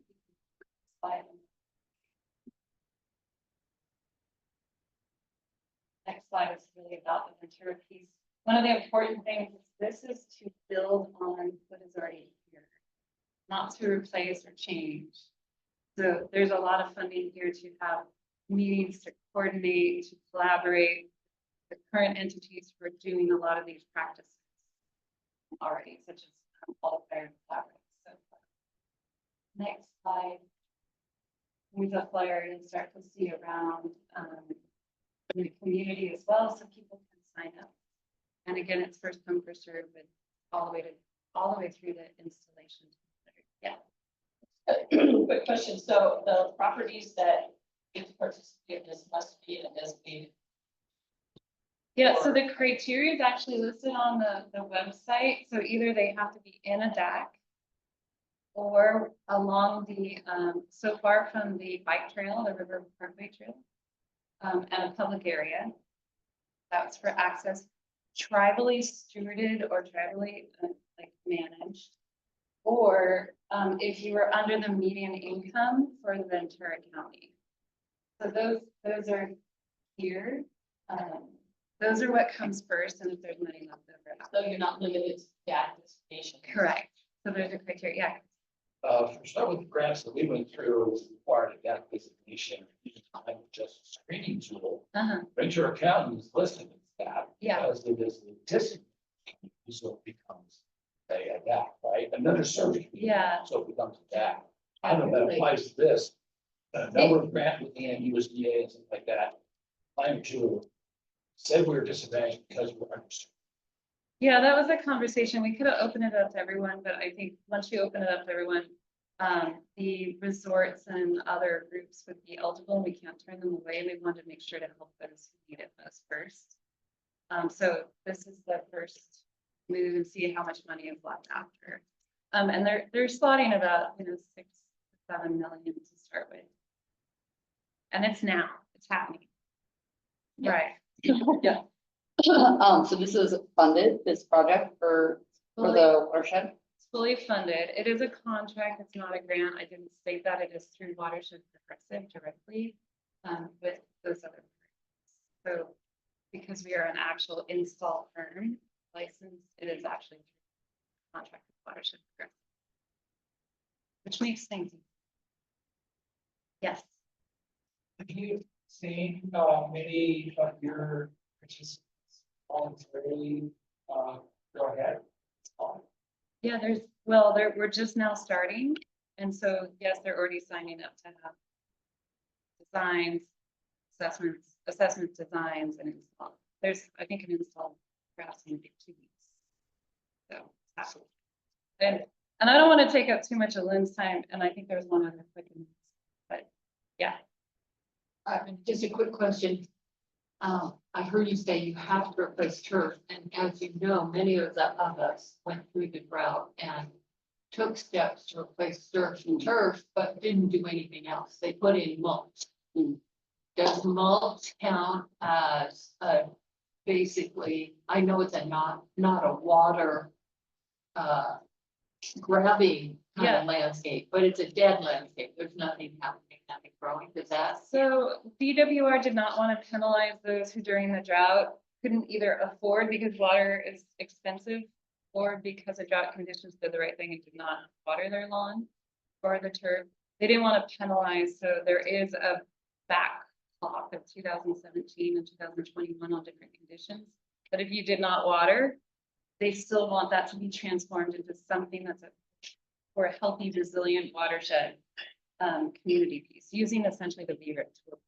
And so you would be able to, mulch on its own would not be an okay thing. They're looking to do climate benefits such as shade, pollinator, and other more infiltrative and so. Well, I was just like, wondering if like design a new garden. I mean, I feel like that it's really open-ended. I guess, is there any emphasis on like promoting habitat and planting native species, or is it all just kind of drought tolerant? And is there like, I feel like at least here in Ojai, especially, I mean, a lot of people definitely did rip out their, they probably ripped out their turf already. They've got just either, you know, a thing of mulch that's spread there, or maybe they've got some weird drought tolerant succulent landscaping like my house, you know, and like in our community, that's kind of like what, you know, transforming all back to native, that's a huge bonus right there. And those are, you know, actually adapted to kind of flashier systems. The focus is on native with also fire resilient landscaping and shade. Shade, yeah, shade as well, and also on food security. So there's a lot there, and the money doesn't mean that we're definitely going to be contracting with others in these communities. Again, there's 5 pilots. This is the first one, so we can contract with others. So. And I just wanted to add too, because we have our Rewild Ojai program, you know, and so we're expanding our native plant nursery, and we have native plant sales all through the season. And so this is a great Texas opportunity. If you want to reach out, we would be happy to help. The other key piece to this is just like with VRIP, we're looking through the land resilience part. We're looking at the whole parcel. So if they have a little piece of turf and we haven't been there before through VRIP, right? We're going to still look at the whole parcel and catalog all of those opportunities that can help add up to stream flow, health, and other benefits. So the entire site gets assessed, the entire site, right? And then the money for direct install is just where that turf is. But you can imagine the benefits that can happen. So I'm going to keep moving. So, there's a slide here about a little bit more about the transformation project. Again, there's no cost to the community at all, 100% paid for. And there's going to be training elements and localizing California waters conferences and others to talk about this. And in collaboration with what you're all doing, we're not here to try to make one more meeting to go to, but separate with ideas. So I have one other announcement, just that also leverages VRIP. And again, this is all coming off of VRIP. And that's that, Next slide. yeah, next slide, thank you. It's the EPA, oh, I'm sorry. Brian, I'm sorry, we're gonna skip over these slides really quick. We have been delineating turf. We have all the turf is now delineated in the Ventura River Watershed, and we keep going through. We'll be having dashboards to show where we are in progress that you can see as a community and what those benefits are, especially as we monitor and direct and solve. So keep going. And just, you know, to give you an idea, you'll be able to like go into the communities. So, okay. EPA, do you want to announce that? We have other funding through US EPA to create video series, create video storyboards, do outreach engagement. And and it's called the Ventura River Project. And so the whole goal here is to make sure that people understand that they are connected to the watershed. They're connected in space and time, and try to help them understand that, everything they do, all these small actions actually do have benefits to the watershed. It's part of US EPA's response to sort of the transformation of what defines wetlands. But in fact, we're all pretty much connected. And so all these small actions do contribute to, no matter what the delineation is formally about a wetland, you're contributing to it, or your actions are having a negative impact on it. So just letting people understand their connection to the watershed is the sort of purpose, the goal behind this effort. Yeah, I think the only other piece to add is on the next slide, and that there is a policy piece and some other tasks to help support bringing this to local jurisdictions, governments, decision makers, such as updating that toolkit catalog, what we're learning, and finalizing it or getting it to a better place. So there'll be some others, even funding if this watershed council wants to move forward on updating the management plan with some other efforts. It can add money from this piece as well. Maybe creating an in-stream flow chapter. This has just been recently executed, so we're still kind of getting going. Yeah. I think that's it. Yeah. And one thing I want to make clear, we're going to hear from Lynn about a separate Department of Water Resources 5 pilot project effort. That's not the turf effort. That's a completely separate thing. But it's remarkable how much there's 5 pilots, 5 regions. But it's but connected. Yeah. Connected. I just wanted to offer that if you guys are interested, talking like property as a case study. Great case study. When I did my install, great spread, Person. I had replaced my water line, the house, so I separately metered my extra. So you can go back and see what household and landscape is post. That's great. I haven't taken the time to go back and do that. I've gotten some information. Has the data on utility usage. But I mean, as soon as I moved in, I looked at what the historic usage was, and where it said that it was normal for a property my size.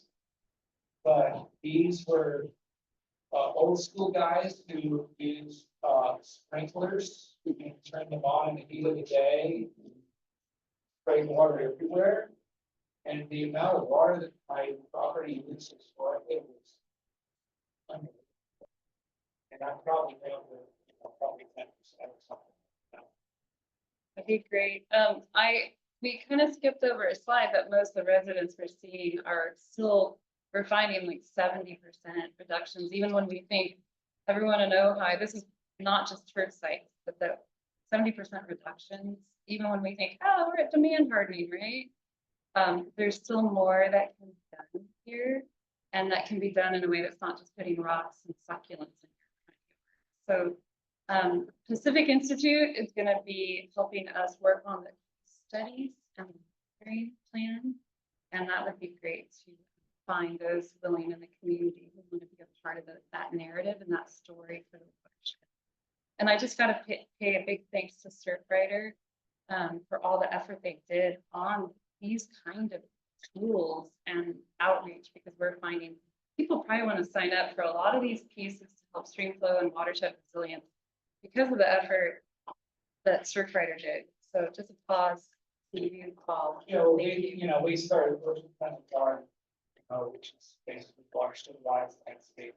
But our prior staff person on that, Richard State, that let those state by watershed wide landscape guidelines, which are part of the state. Yeah, it is important to take note that a lot of these current efforts are continuations of previous efforts, just to maintain that same momentum. and make sure that the message doesn't get lost. Yeah. Like, these practices need to be continuously implemented, or we're just going to be taking a back step with respect to water conservation. Okay, I think we need to step aside. Yep. So, Yeah. Thank you, everybody, for your time and attention, both here and present and those virtually. I'm always available for further conversations. Yeah, Jamie's email will be provided with the recording of this, so it's, Thank you.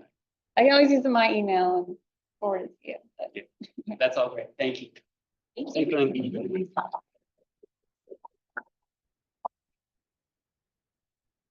Hello, everybody. Hope you're not tired of the city. Well, I'm excited to tie some of these threads together into the program that you heard about at the last meeting. So I'm not going to rerun all of that, but I will do kind of a quick overview of our pilot, just in case some of you missed the last meeting, want to know more. But thank you to the previous speakers for, you touched on so many things that we're building on or referencing, and we're not going to be successful in this kind of comprehensive program if all of you don't like step up and say, how can I help you and how can you help me? This is a shorter term effort. Actually, it's 2 years, and we don't have 2 years left. And as you can see from this pilot is, we need to be finished our work by the end of February. But that grant ends May 31st, but we need to be finished with our work by February 28th. So that doesn't leave us a whole lot of time. So we have to be really efficient.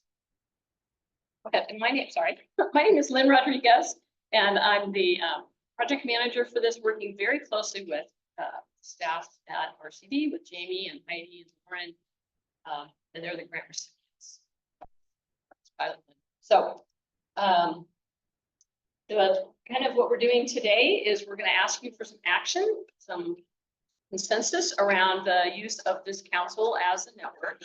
We talked about this at the last meeting, but just the highlights of what we're going to talk about today. We're going to talk about pilot itself a little bit, then progress that we've made since we started, a little bit of an explanation of the watershed network component and what that entails and how important that is. That's state's really important priority, is that we create a network that really looks at all issues within the watershed in terms of resilience for the future. Alignment with the work that we're already doing, not just this council, but all of you, all of the participants. And then our proposal to the council for serving as a network. So that's what we're going to cover today. Just a couple highlights from our last talk.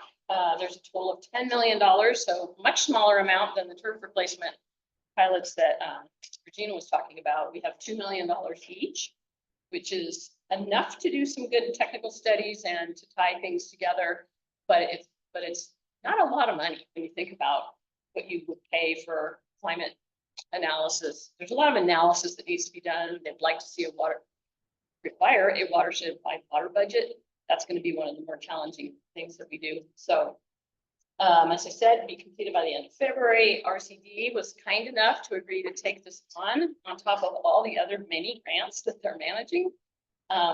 Jamie's a master of, accepting responsibility, shall I say, but also delivering. So I'm really grateful that this is being housed by the RCD. You may remember I was formerly the program manager for the Watersheds Coalition, Ventura County, IRWM group. And so I've switched roles to doing this. I'm no longer doing that. So this is my gig for now. So that money is coming from the state budget. I think same with your pilot. It's not funded by a water or a grant. So there's different flexibilities there for DWR in doing this. We're collaborating very closely with DWR. It may be the same with this other pilot that you're doing. They're our partner as opposed to standing back and just telling us what we can and can't do. They're really at the table with us while we decide our approach. This is new. Nobody has ever done anything quite like the state's envisioning how this will work.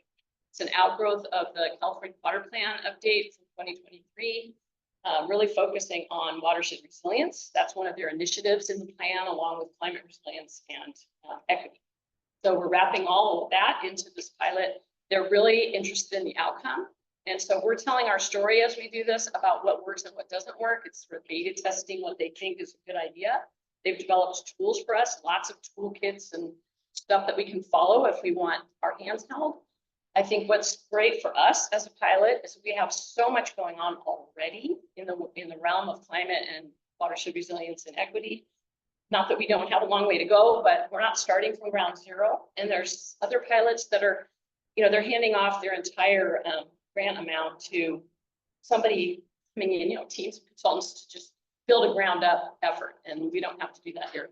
That's both good news and bad news. It can be hard to build on something and make it fit something else. And so it's going to be an iterative learning process for all of us. We're also coordinating with the other pilots, learn what they're doing. And we want to make sure that what we learn in this watershed, we have made the decision to focus here and not on the entire county and the upper Santa Clara, which is in LA County. $2 million in 2 years would never be enough for that scale. So he's focusing it, but we also want to engage our partners in the other watersheds and even across the county line, Rincon, which is adjacent, so that we can learn from each other, benefit that way. Is that the bottom? Yeah, it's cutting off. Okay, next slide. Or any questions about just the general? Yeah, Bruce. How do you define resilience? Is it water supply? Is it fire protection? Is it drought? Is it flooding? Is there a definition of what that's an excellent question. And I know Jamie has a good answer for that if you want to. Well, actually, it's listed for what Department of Water Resources says. Yeah. But there's recreation, there's groundwater as well as for others. So in my view, the way I'm trying to define this is impacts to water sectors. But it's also ultimately about water access. So water access means different things for different people. But it could be water access in terms of recreation, water access in terms of cultural community values, water access in terms of drinking water. So it means all kinds of different things, but that is sort of the nexus around what we mean for resilience in this effort. It's water access. And we'll have discussions about the vision and goals for this watershed, and we'll address that. It's like the word sustainability, the word resilience has different meanings to different people, but in terms of the focusing area, it is around those things that just brought up.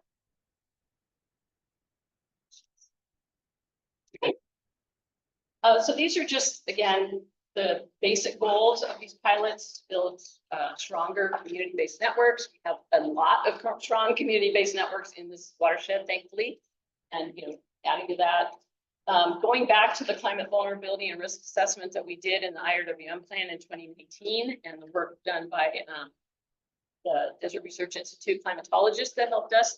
Excellent outcome from that, and we want to mimic that. If we may not be able to build on it because now there's some new tools out there and maybe some new data that will inform our climate risk. But what we did then to kind of back at developing adaptation strategies. And I want to always emphasize emphasizing the adaptation strategies we're already implementing, because so many of the projects and programs in this watershed are already doing these things. So we don't want to, we want to maybe pat ourselves on the back or take some credit for the great work that's going on in this watershed. And then data-driven development of additional adaptation strategies on a probably systemic level within the watershed. They really want us to do analysis and decide what to do based on data and not all on this sort of, we do a lot of qualitative and not as much quantitative in the past on some of these things. Strengthen the work in vulnerable communities. That's fairly easy because we just finished our disadvantaged community and tribal involvement grant. We've got some great information on that. We want to just keep moving forward in this watershed. And then, of course, building on what we've done in IRWM. So building on the new things that are just starting, other pilots and other efforts, and building on the past, moving forward. Okay, next. Some of the benefits, just to reiterate, there's no match in this grant. As I said, it's not as prescriptive as other grants. There's some flexibility there. We really want to reinvigorate the council. It's a strong group. It's been strong since the beginning, but I would say when Prop 1 funding ended and we've had a lot of transitions with leadership in this group, and some people have faded into the background and don't come to meetings as much. We'd really like to reinvigorate the process of engagement like it was when we did the watershed management plan. Very, very active. Some of you were around for that. Some of you were new, but that process was really, I think it just built an incredible foundation for watershed-wide conversation. And as Regina mentioned, we can be adding to that with other things going on. We plan, even if it's, well, I think we need to address climate resilience because that's not in there. We need to reflect the work of VREF. We need to reflect the work, the disadvantaged community involvement program, equity and tribal engagement. Those are missing, and SIGMA's missing. It was done right before the plan was completed, right before SIGMA was starting to be implemented. So, and yeah, so, and then new partnerships. There's probably folks out there that haven't talked to that we need to engage. So, I already shared the work plan at the last meeting, but just wanted to put that up there again. These are the tasks that we need to be engaged in. The first 2, 3, and 4, which are identifying and assessing existing networks and also developing the network.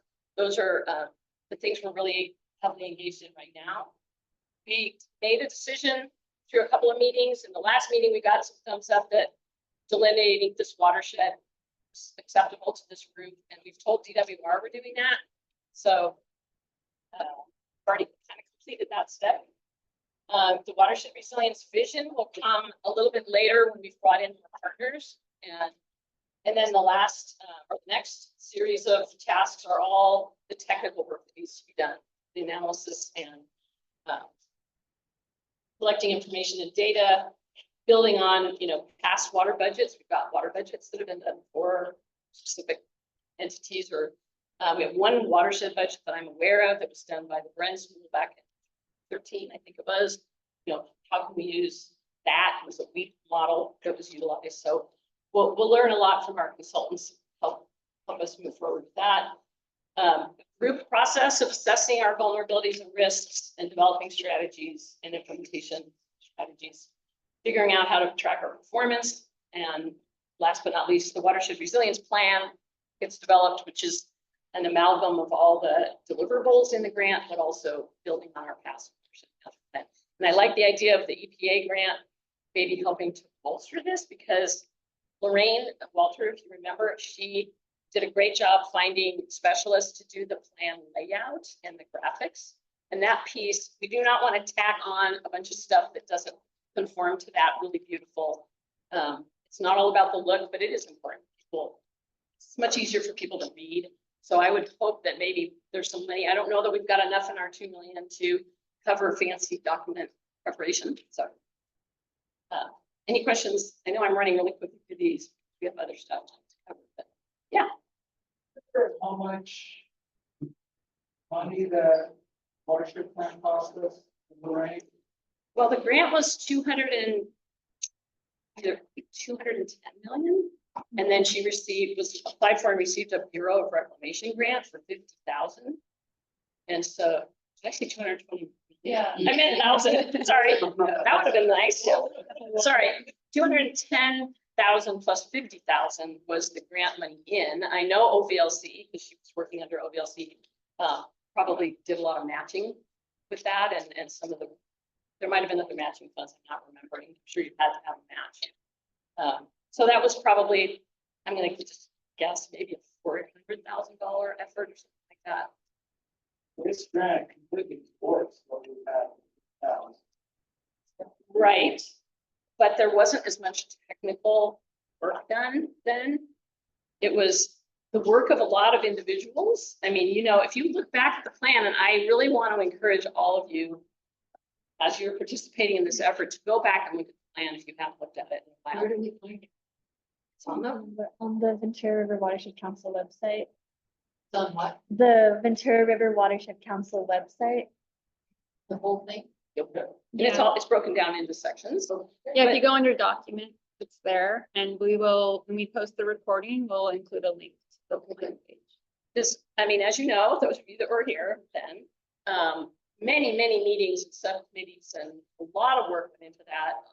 I can't say enough about the great work Lorraine and the team that she built to do the work.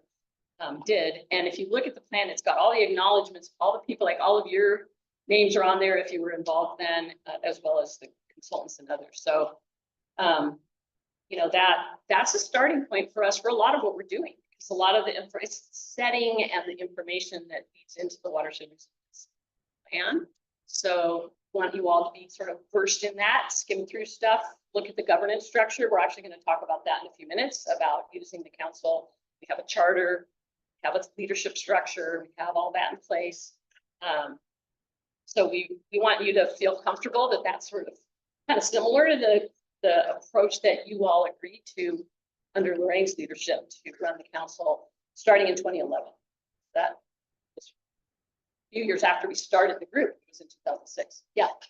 So because we're in a lawsuit situation, is there any consideration forward on identifying projects that might be a physical solution outcome from? Yeah, well, we'll get to that. That's definitely on our mind. We've got a lot of things in the context there. We've got Matalaha, we've got the adjudication, we've got a lot of things. So yes, we will definitely be considering all of that. So you call that adjudication? That's just the shorthand term that I use. That's what you're. That's what everybody's, yeah, yeah. Okay. We know that that's a potential constraint in some ways. So we're aware of that, and we'll watch that develop. I think in November, something's coming out that will help us understand how to affect implementation actions down the road. And Renee, I think the VRIP process has been pretty involved with trying to get a lot of those voluntary actions recognized as part of his position in the water lawsuit as well. So definitely I that's think important. it's important to distinguish. The stipulated judgment in the lawsuit articulates a physical solution. Yeah. The VRIP projects and all the planning is initiated before the litigation. Right. And in our mind is a solution for the watershed. Whether that fits into somebody else's physical solution vis-a-vis the litigation, the fine line, but we have to own it. And we're not trying to muddle into the physical solution. But we would like to encourage those in that conversation to recognize the value of these cumulative projects. Right. And pay for it. That's what I'm trying to do. Yeah, but that project is non-response. It doesn't. Right, exactly. Doesn't pretend to be a solution to it. We don't have anything to do with it. Right. Jamie said, don't talk to me about it. I don't want to hear Yeah. it. Okay. But thank you for your legal interpretation. That's helpful. So. Thank you, Jamie, for your guidance. Yeah.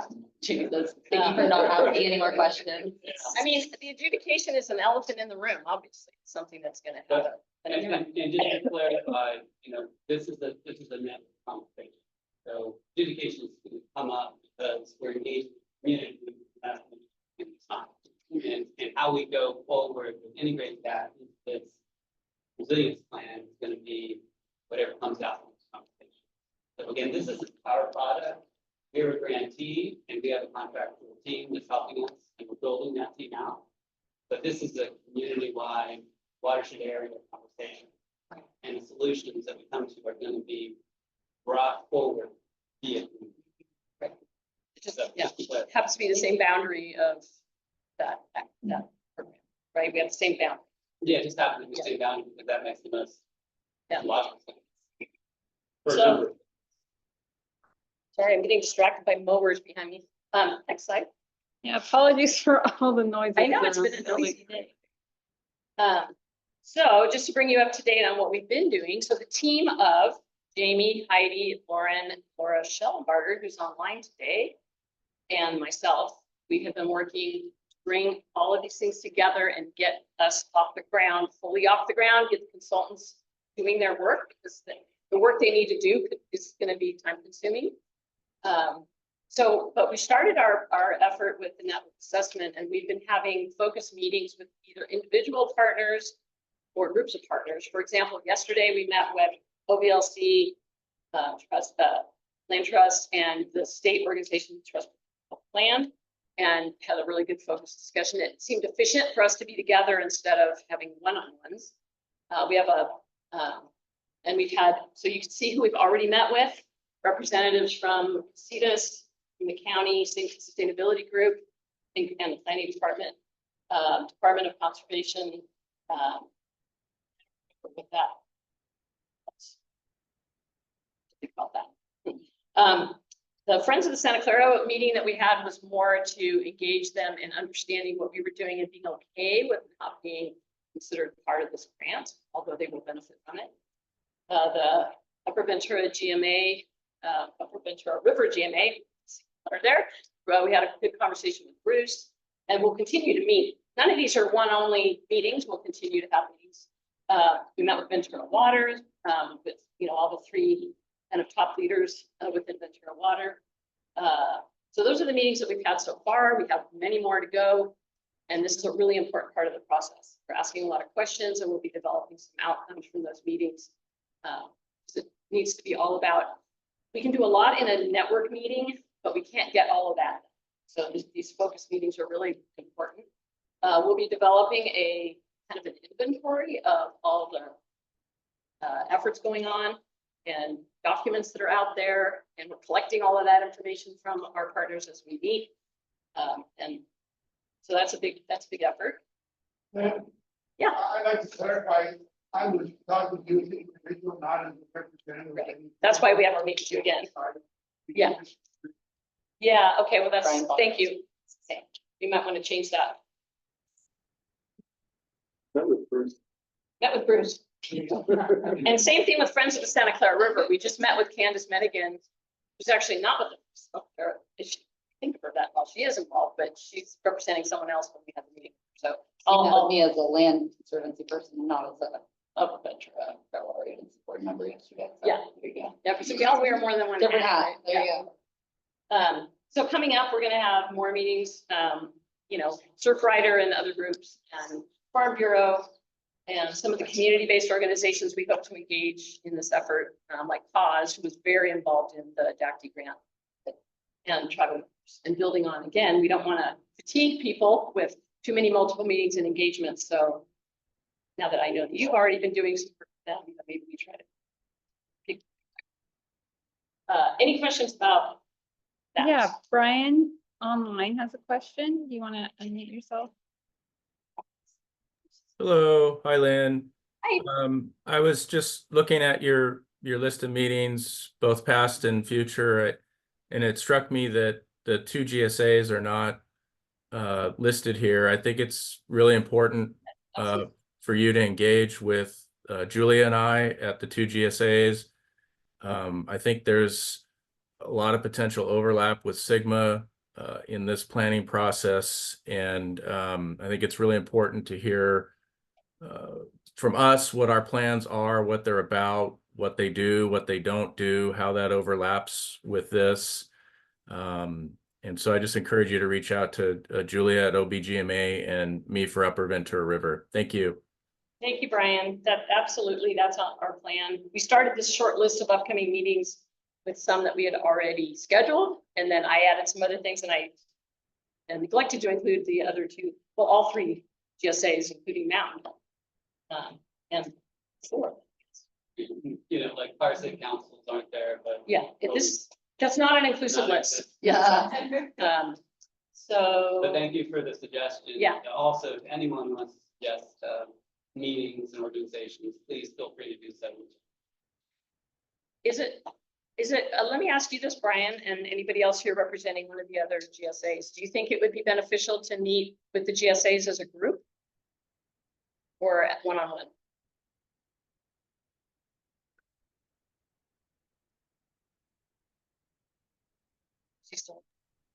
Oh, sorry, I double clicked, which unmuted and remuted. And let me start my video again. I think that I don't think Mound Basin, I manage Mound Basin as well. I don't think it's really going to be part of this process. I don't think it even crosses into the watershed, but maybe I'm missing something there that we could talk about offline. I would say start with a joint meeting with OBGMA and UVRGA, and then we can decide if we need to meet separately. Okay. That would be my suggestion for what it's worth. Right. Well, that'll be on our list very soon. Thank you. Okay, any other questions about that? So other progress that we've been making is the regular meetings with DWR. We meet with them once a month for a check-in meeting. We've had quarterly meetings with a larger group of DWR staff. We're scheduling special focus meetings with DWR on issues where we could use some of their technical expertise. We have climate change experts and water budget experts at DWR. They've already put on technical workshops for all of the pilot regions. We benefited from that information, and we'll be having more conversations with them going forward. We have 2 meetings coming up, one with Wyatt Arnold, who's the climate lead. We'll be talking with him about our approach as we get our consultants going down the road. And then a week after that, we have a meeting with our budget specialist. So those are happening. And as I said, we already had discussions about delineation of the watershed as boundaries. Do you want to add anything? No. I don't think so, other than thank you. So now we move into, I think the next slide is to the network. These are the things, and hopefully you all received this handout in that you received it in an email from Heidi about the meeting today, and it has the structure for our decision making and how we're going to move forward with the network. Little background information. This slide just has, some of the important steps that we need to take as a group. Determining our roles, identifying who's going to be at the table, what are our strategies for outreach, and how do we piggyback our outreach with others out there doing a lot of outreach. Forming the network that consists of the participants who are going to develop a plan. Equitable and inclusive decision-making structure, and chartering a network team. I guess that's DWR's language there. Yeah. And then there's, this wheel, they like to do graphics with wheels. So there's a wheel graphic. So that defines a little bit what DWR's expectations are. It's not all that different from what we do as a council already, but we do take a deeper dive into some things that the council has not been focusing on. So it's going to be what you're signing up for by, if you decide that you're okay with the council being the people at the table doing this pilot, is that there's going to be a little extra work. It's going to be a little different than some of the recent meetings where it's great information that you're getting. Now we're going to get everybody to roll up their sleeves and participate again like we did in the watershed management plan development. So that's an important change. So for those of you that aren't familiar with the Watershed Council's beginnings and the mission, that's also in the plan. You can read that in chapter 1. But this mission is very much aligned with what the mission of this grant is, basically, this project. Supporting all the individual and agency and organizational efforts to maintain and improve the health and sustainability of the watershed for the benefit of people and the ecosystem. It's pretty general, pretty broad, but that's what we're going to be doing. The council was originally formed in 2006, and then between 2011 and 2014, committee was established, the leadership committee established the logo, the mission statement, and the governance charter, and provided a structured approach for input and dialogue between stakeholders, but also developing the watershed, which was released in 2015. And the meetings and all of the, it's kind of outlines, the mechanism for communication. And we will be developing a subset of the RCD's website. But we'll have to decide where it's going to go, but there will be a project website set up with its own logo, its own identity, so that there's some separate identity associated with this effort. The council will continue on. The decision needs to be made when this grant is over, whether this network, it sort of changes a little bit the permanent council structure, and that'll be up to all of you. So that's what could lie down the road. Any questions about the council? I think I look around the room and I think most of you have been involved one way or another for quite a while. So here's what we are working. The pilot team is the 5 of us, RCD staff, and Laura and I as the project managers. And we're asking that you give us a kind of consensus vote on whether it's okay to use the council. We don't want to usurp the council without everybody's agreement that that's a reasonable use of our time going forward. While continuing, because they still have funding. This does not supplant the funding of all of you that contribute towards the council. There'll still be council business happening, council meetings. We're not taking over, but we will be taking a chunk of time.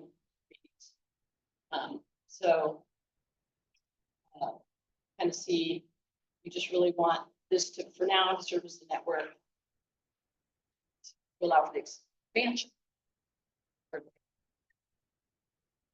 So that's kind of the action item for today. That's the ask. Yeah. So does anybody have any questions about what we're asking? And we did outline in that attachment, and Jamie, you can add to this, that there's mechanisms using the leadership council to set up groups and chair groups. And so we'll still follow, and we'll come back to this group with, you know, any changes to what we're doing. I mean, to go back to what Lynn has already articulated, and I think that's up here. So, and there was a benefit slide, I think, but I don't know where that went to. But essentially, it's coming. Yeah, I can go to the next slide if you want me to. That'd be good. So essentially, as was articulated in that earlier slide, is, as Lynn stated, the mission or the goals of the Watershed Resilience pilot project just align with what the council is already doing, aligns with the mission of the council, and aligns with the strategies. And one of the things that we do not want to do as an effort, trying to accomplish deliverables and trying to deliver this plan, one of the things we do not want to do is take over as the council. The council already exists, and the council should continue as a point of contact for all watershed efforts. And so we want to just sort of ask the council to become that network. So you still remain a point of contact. Our role is to do all the heavy lifting with respect to addressing all of those water access vulnerabilities and risks.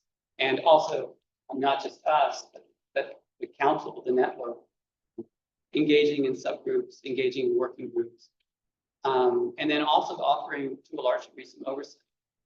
So we're going to end up, and we already have solicited various consultants to help us with the analysis, interpretation, and sort of outcomes from these climate futures, and building in all of these vulnerability and risk assessments. So we're going to be the ones who are kind of on the front line with all that stuff, but we're going to bring all that to the council. And so rather than having a bunch of separate meetings, rather than you know, having all these parallel efforts, we would really just like to integrate those with the council.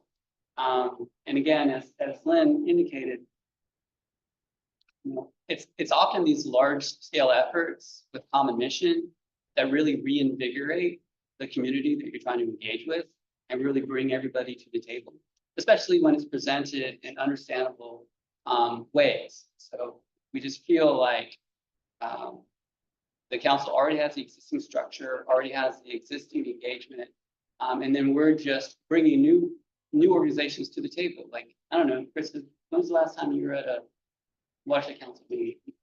They presented. Yeah, they presented earlier this year. We were out of town. Yeah. Said what that. Nice. Yeah. I'm gonna harvest. You be included in this network. Yeah, exactly. It's one of those things where we want to make sure that we're engaging more frequently, and this is what this offers: more frequent engagement with all the partners, and also bring in new partners.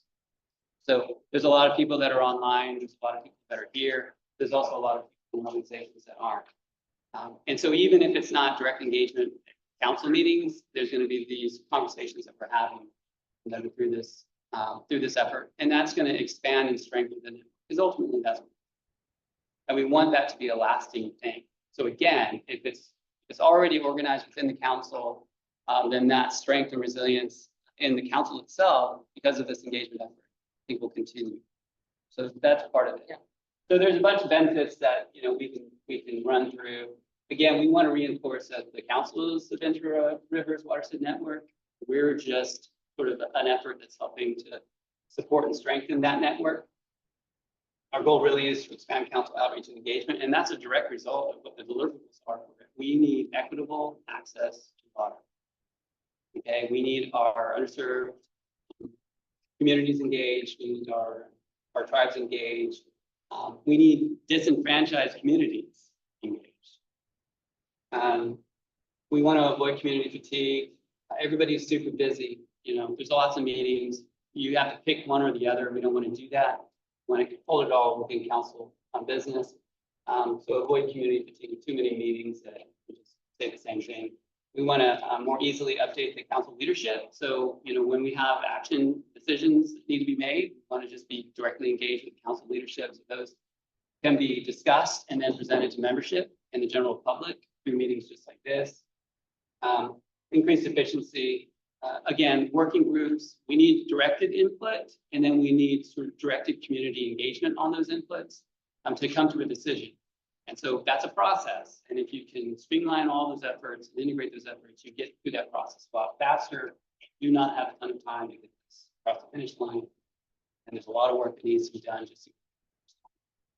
And then we do want to provide a benefit. We've been talking about this for years, since VRIF 1 and even before that, I'm sure. Updating the watershed management plan, which is a beautiful document, but it was crafted when it was different times. There's been so much done after that. So we need to update it. So, you know, that's one of the major things we want to do, but this is the watershed management plan is a council product. We don't want to do that in the vacuum or separate. We want to do the product. You know, and then we do want to contribute to the council. I believe there was a little bit of a loss of funding. We want to bring some of this funding to the table to be able to have special meetings or extend, you know, the number of meetings that were offered, the depth of conversations that are had at the meetings, all of those kinds of things. So I think there's a lot of value and benefits of having the council serve as the network. And you know, we ask for your consideration. Yes. Who are the members of the leadership council? Oh, Heidi. They're right, oh, right there. Nice. Just have. There's a lot. But not all inclusive. But not all inclusive. So here are the leadership. Like this is all, like, it's inclusive for what it exists now. Oh, But yeah, the point is to like expand our network, to increase like representation. That's what I mean. You know, and a lot of these, just about everybody, if not everybody, is engaged. I mean, we've had meetings with Watershed Protection District, City of Ojai. They're engaged in current projects. OBLC is sitting right there. It's their Friday. But I'm curious about the ambiguity that we're about. Have been in the leadership council. He retired. I represent water district. Is there a designation of who the active person is? Yeah, so when people leave, like when they retire, I'd say 10% of the time, they tell me who their alternate will be. And the rest of the time, if I see someone attending one of the meetings, I will see if they are here to kind of represent their organization. I think that this is pretty. Yeah. It's kind of sad to see participation part of the convenience of doing, you know, you don't have the same continuity of the teamwork and sense of accomplishment. Active like that, I think, yeah. Well, yeah, and this isn't quite moonshot, but it's the same concept. Like, okay, we've got something that we can sort of all come around and we can do our little part. It's in the same vein as VRIF. And we're gonna have a discussion about governance again. And the leadership committee had started some work on charter revisions. That didn't get completed yet, which is fine, because now we can go out and reach out to all the entities that we're missing. Like maybe there's not a person that's coming, or we don't know who that person is anymore. Reach out to those entities and find out who they want, and then really revisit the charter as it applies to the Watershed Council as a whole, and if there's any improvements based on the network that we're working on. So that's absolutely needed right now. Yeah. And that's not the council, that's us doing that on behalf of the council, on behalf of the. So an issue like this, is this the petition committee approved, or is this a general membership approval? I'll let your coordinators. So we do seek opinions from everybody. When it comes time to like enact an official thing, we need the leadership committee to approve of it. And I'd say, a chunk of these representatives from these organizations aren't here, but we need at least 5 representatives from the listed organizations to approve, but we do want everyone's. Yeah, and that's. You have to have 5 minutes. We got 5 minutes. I think so. Yeah. Do we All right. wanna- Yeah. Yeah. move on. Well, I guess just to clarify that is the pilot project going to contribute some funding to the Watershed Council? Because I just got a little mixed message on that, and I think that was our biggest concern over the past, year and a half or something, as the Watershed Council was like a loss of some funding and trying to make sure, and I think we cut back some of our meetings to make up for, or to make ends meet kind of. And so if we're adding to the meeting, like agendas and things, I think it might just clarify that there will be funding going into Watershed Council from this by enacting this. Yeah, so all of our efforts that are geared towards building the watershed network, expanding the membership, all that, that's going to be paid for by DWR through this effort. So that's not going to come out of the funds for the individual or the fees for the individual memberships. Those will continue to be used specifically for other council business. So that funding that's coming from DWR is separate. And we also do anticipate using DWR funds specifically for projects that are going to, or for meetings that are sort of focused heavily on DWR. Okay. Does that make sense? Yeah, kind of. I just want to make sure that, if we're gonna add more, like put more on the plate of running the council, just making sure that there's kind of funding. Because I know we did drop a meeting. Yeah. So. We at least want to bring that meeting back, Okay. but we want to be cognizant also that not everybody wants, another, 6 meetings. So just sort of finding that line, and again, it's going to be up to the council. This is the council. So the council is going to make the decision if they want a couple more meetings. I'm happy as the grantee to. Yes. Yeah, like Yvonne said, the leadership council went through a lot of wrestling, trying to figure out basically how to keep this thing alive, right? That was like 6 months ago. And it's been over years, right? Since the rain left and, stuff. And my suggestion all along has been that, that the council see a project that can bring in grant funding that can support the council. So I was kind of surprised when I found that we just got a $2 million grant that absolutely completely towards all of our prior efforts and all of our prior contributions, which is great. But, I think that should be funding the house. Yeah, that's exactly our take, which is why we don't want to create something separate. We just want to strengthen what already exists. The specific deliverables of the pilot project, however, are what they are. And so we do have to be cognizant that we have these analyses. But I cut your short. I mean, at the same time, it's like we're constantly being asked to more to try and keep going, these people are dropping out, so now we're gonna make up that deficit and blah, blah, blah. And, you know, we had no idea that you were applying. But we didn't have to apply.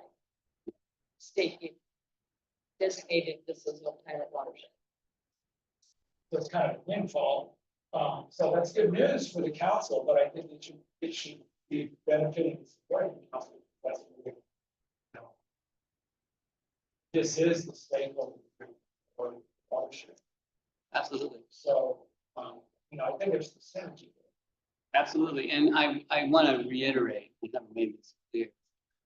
The council leadership can come up with strategies that they think we should be taking as a grantee and as a partner to do exactly what you'd like to see. So how can we, what are specific actions we can do that perhaps we're not doing, we're not considering, because we're kind of focused on these deliverables. What else can we do? Now we know that we're going to be, we are going after and engaging with other groups. And the goal there is to engage them in this conversation about watershed resilience. But it's also to bring them to the table and see the value that the council provides, and then engage them as partners. So they could be contributing members. So we do have that as a related goal.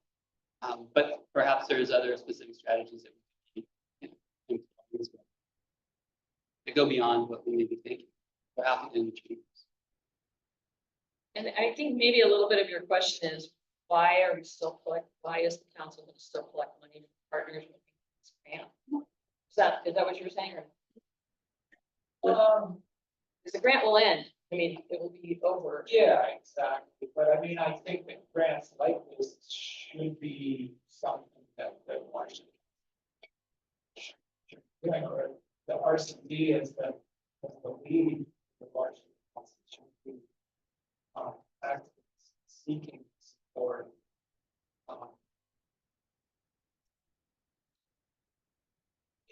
Just because, I mean, like we're constantly being asked for, to contribute more, we're not necessarily much out of feedback.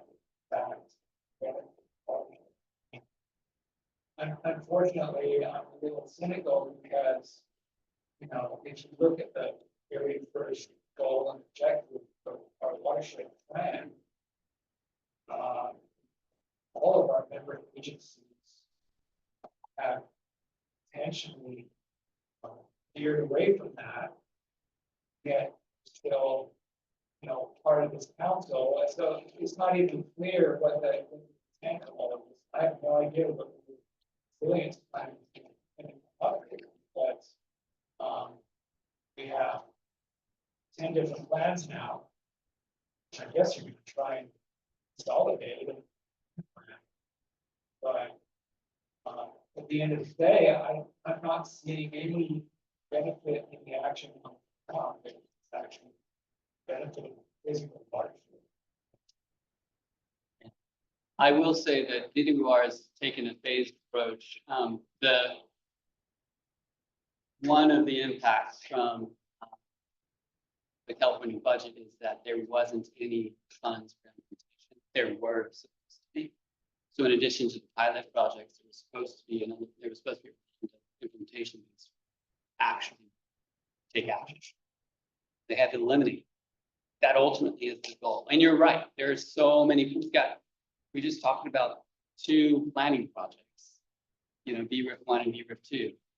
And then we do have some implementation funds. OBLC does have implementation. But yeah, there's a lot of planning. But the point of all of that is plans is to get to set actions that we seek funding for.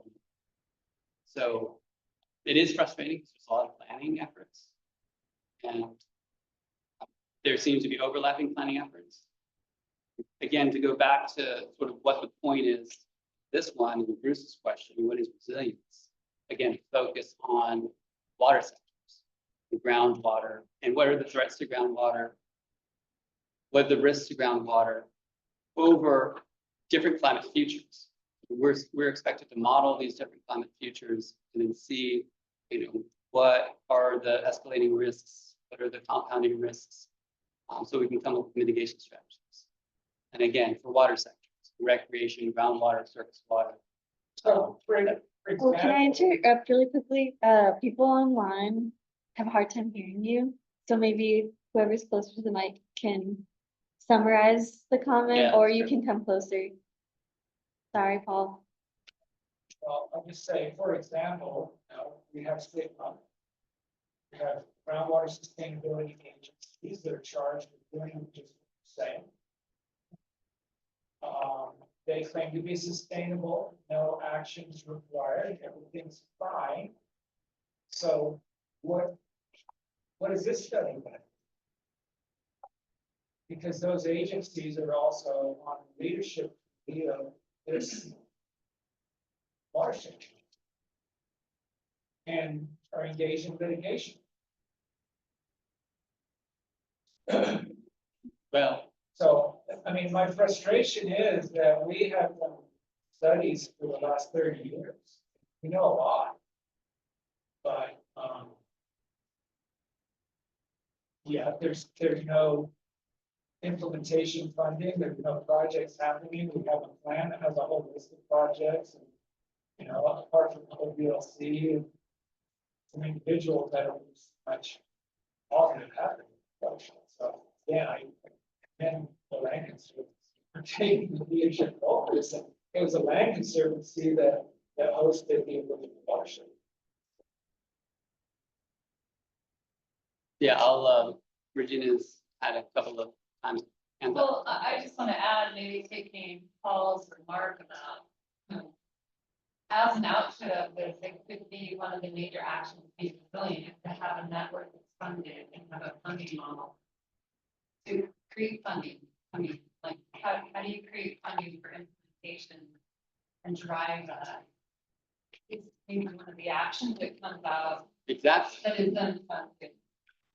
Like what you're saying, having a project that brings their belt up implementation and fund the county as well. So just putting that out there, that could be maybe, and again, that could be one of the pieces that DWR and the rest of the state is about it. But I know there's a lot of talk throughout the state about community networking capacity and getting a conveyor belt of really clean, clear implementation projects that are clear all the way throughout.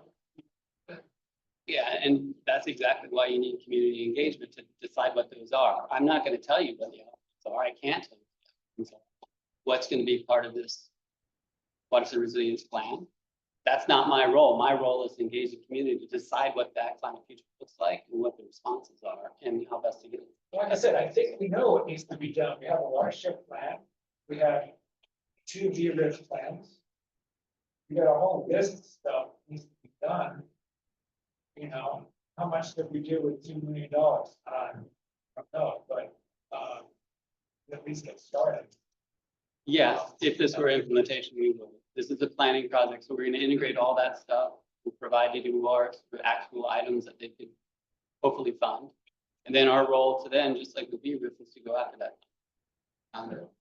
And Bruce, sorry. Paul, I had a similar frustration like you when I first talked to Ben and you and Jake and other people. It seemed like at some point the watershed mediation is up. They already released a draft back in September of 2021. So the work is continuing. At some point, there's going to be a public process for rolling out whatever implementation is negotiated with the state. And my suggestion was that if in this plan here, we ought to try to find a way to integrate what we thought of that mediated solution as a physical solution to judgment into the activities that we're already working with. There's going to be some money spent on some things that have yet to be decided. So we got to coordinate all that stuff. It seems like this activity should be coordinated somehow with the results of adjudication. I don't know how it's going to work out yet. Got to play through the process. At some point, it'll be public. It'll be an opportunity for engagement. And I think that's the time for this activity. There's also a hand raised online for a while. Brian, you can unmute yourself.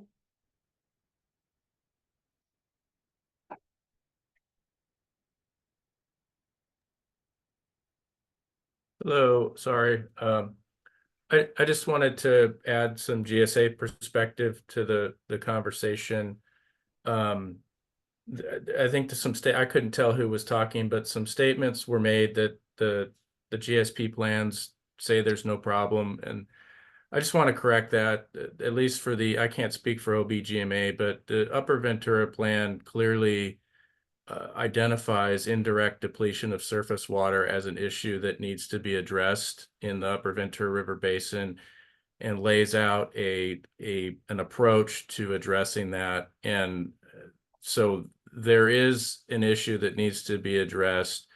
I also want to point out that the GSPs are required to be evaluated every 5 years, and we're continuing and will be continuing to collect data and continually reevaluating whether the criteria in those plans are appropriate, and that's all going to be data driven. And I think that this process, again, as I mentioned earlier, has the potential to have a significant overlap, and the GSPs and the GSAs can help implement things. They have authorities, they have access to Sigma funding. So I think we really need to be working closely together. Thank you. Yeah, yeah, thank you for that comment, because I think, you know, the issue that you're bringing up, Paul, about funding security going forward and where's that coming from, and the idea of a plan, a financial plan that addresses implementation, but also ongoing the work of the council, which is, you know, requires a team of people, a person to make it happen. And we haven't really talked about what are the opportunities for through some of these other programs that have funding. I mean, when the stormwater permit and the county starts moving ahead with that implementation and GSP implementation and all the other things that are happening, I mean, we could cobble together some sort of a funding plan to keep the group together. There's keeping the group together, and then there's implementing projects. And those are things that I think have to be looked at by the leadership council and looked at by the whole membership. So, I mean, I think we definitely put a pin in that idea, and then we work forward with how we set this governance structure up and how do we add value. I would also say that I think there is a lot going on implementation-wise. It may not be right, you know, off the project list, you know, in the Ventura River Watershed Management Plan, but that's why I kind of started out by saying there's so many really exciting things being implemented by organizations in this watershed.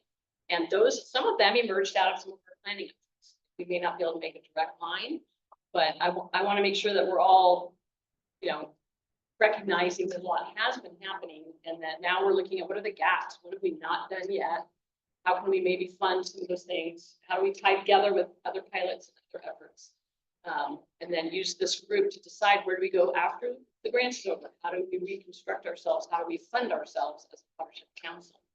So, Chris, just keep in mind, Jamie, we have most Conservancy, our key project, collaborative, so meeting coordinating each one, this plan, whether it can be station plan, that are areas of overlap on resilient landscapes. That's just, I know you know that. Yeah. The wildfire, Ventura County Wildfire Collaborative has received some funding from coastal conservancy, regional project prioritization plan over the next 2 years, and so input into that plan. And I just want to add, I'll just take a moment, Tom. So we've talked about plans. A lot of these plans have sort of a central focus. Right? This is more holistic. And in fact, TWR said, look, we want this to be expansive because we want it to speak to all the priorities so that it can be used to get funding across all of these overlapping priorities. Okay. So yes, there's elements of the plan that fit within this, obviously. There's elements of other plans that fit within this, obviously. And so we will be working to sort of develop what those look like and integrate those into this plan. But what's different about this is that it is holistic, it is exhaustively equity driven so that everybody has a, but the goal there is to identify funding. I'll own that the Ventura County Resource Conservation District hasn't been able to identify specific funding to solely support the council. But a lot of that is because it's supposed to be a shared ownership. Most funders want to see that the conservation stewards are contributing to the council.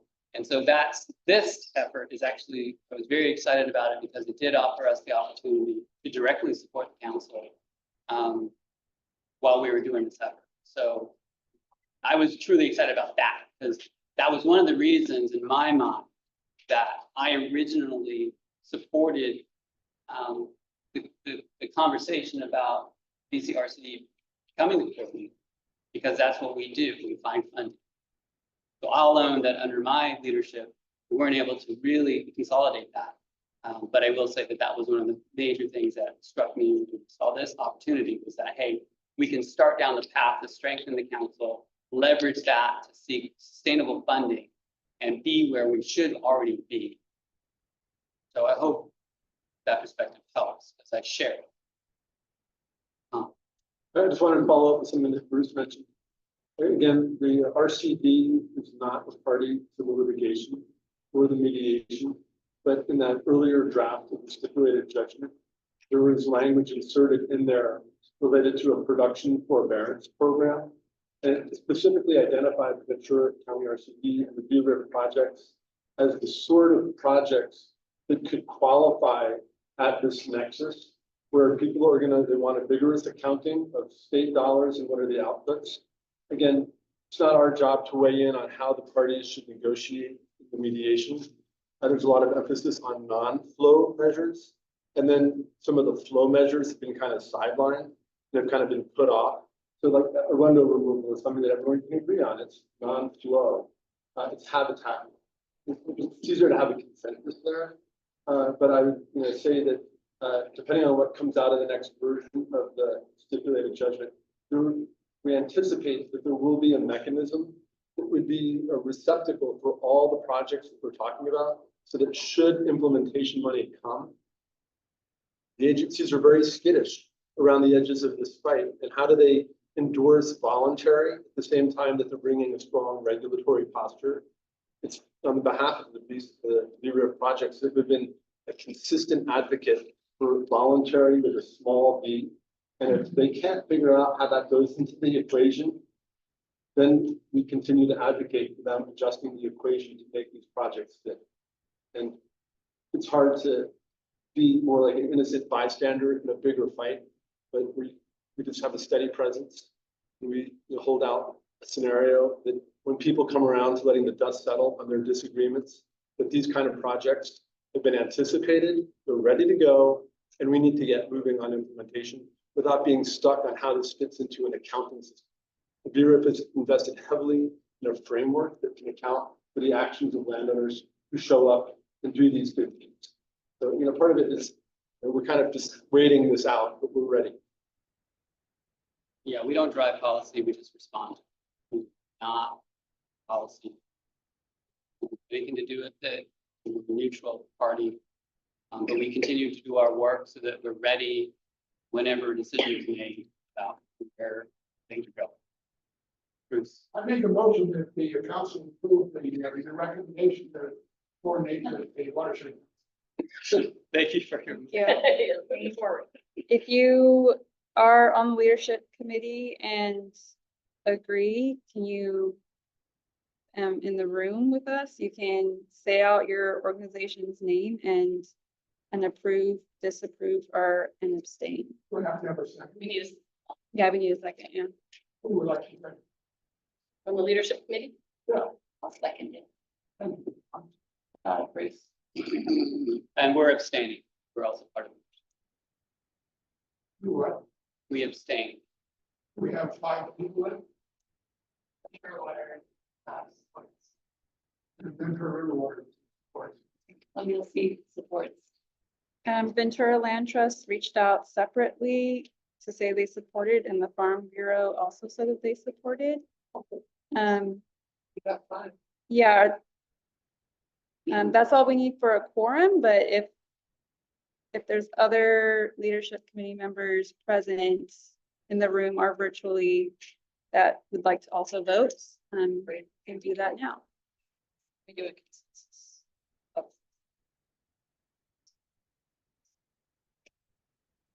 Given that there will be some resources. To the option, Yeah.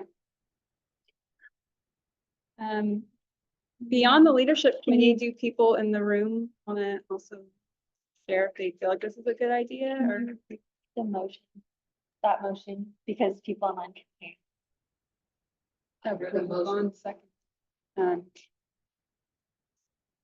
I'm just pointing out that it's hard for people to hear online. Okay. Both of you are speaking kind of quietly, so. Yeah. Sorry, you're right. Bruce, can you repeat the motion just so people online can fully hear it? I move that the watershed council approve the recommendation of the DMR grant. Put them on their project, whatever. Okay. So the motion is to, yes, the motion is to use the watershed council as the watershed network as defined in the DWR grant. Second. And you've had 5 votes or 6. We have 6 votes. Technically, there could be a majority opposing if they were present to vote. But it doesn't seem like. Well, we can always send this out to the rest of the leadership committee members to get affirm county support. Statements. It's sort of channeling how Lorraine ran meetings. It was sort of like a also informal thumbs up if you're okay, and sideways if you're neutral, and down if you're not supportive. And that's, we didn't vote very often on the watershed management plan. It was more like consensus-based decisions. So which works well.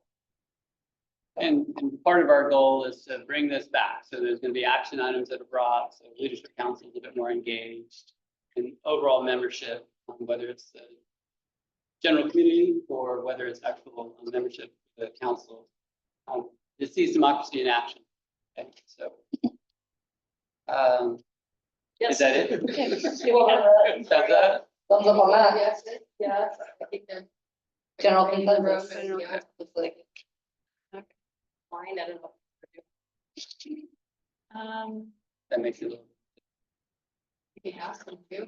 And I just want to reiterate what was said earlier by Jamie, which is an encouragement to folks to come, to be in the room as we engage in this much more intensive process as a group than what we've been doing recently, collectively in meetings, is the more people that can be here in the room, and whether we continue to meet here or in another location, really encourage you to be here, because I think it really, your voice is important. And those of us that are up in front, we can't see who's on the screen, and it feels like you're not part of it, even if you're passive watching. I guess we can do that, but it's hard to see the screen. Yeah, it is collaborative in this room too. Yeah. And as one who has to make a decision about whether I attend physically or virtually, I feel the pain of not being able to attend all meetings physically. But we can all try. I'll try. Awesome. Thank you, everyone, for your patience. Yeah, That's a thank you long guys. discussion. Yeah, that's great. Including I brought you more material. Yes. Oh, okay. Every time you come to me now, I'm just gonna give you more Give me more, things. okay. A meeting recording will be shared early next week. Strategic planning is the best place, but like, I think that's really a good job. Yeah. Talking about what we've been doing over the last year, what we've been doing, so Well, that's a good overview. it's great after yesterday.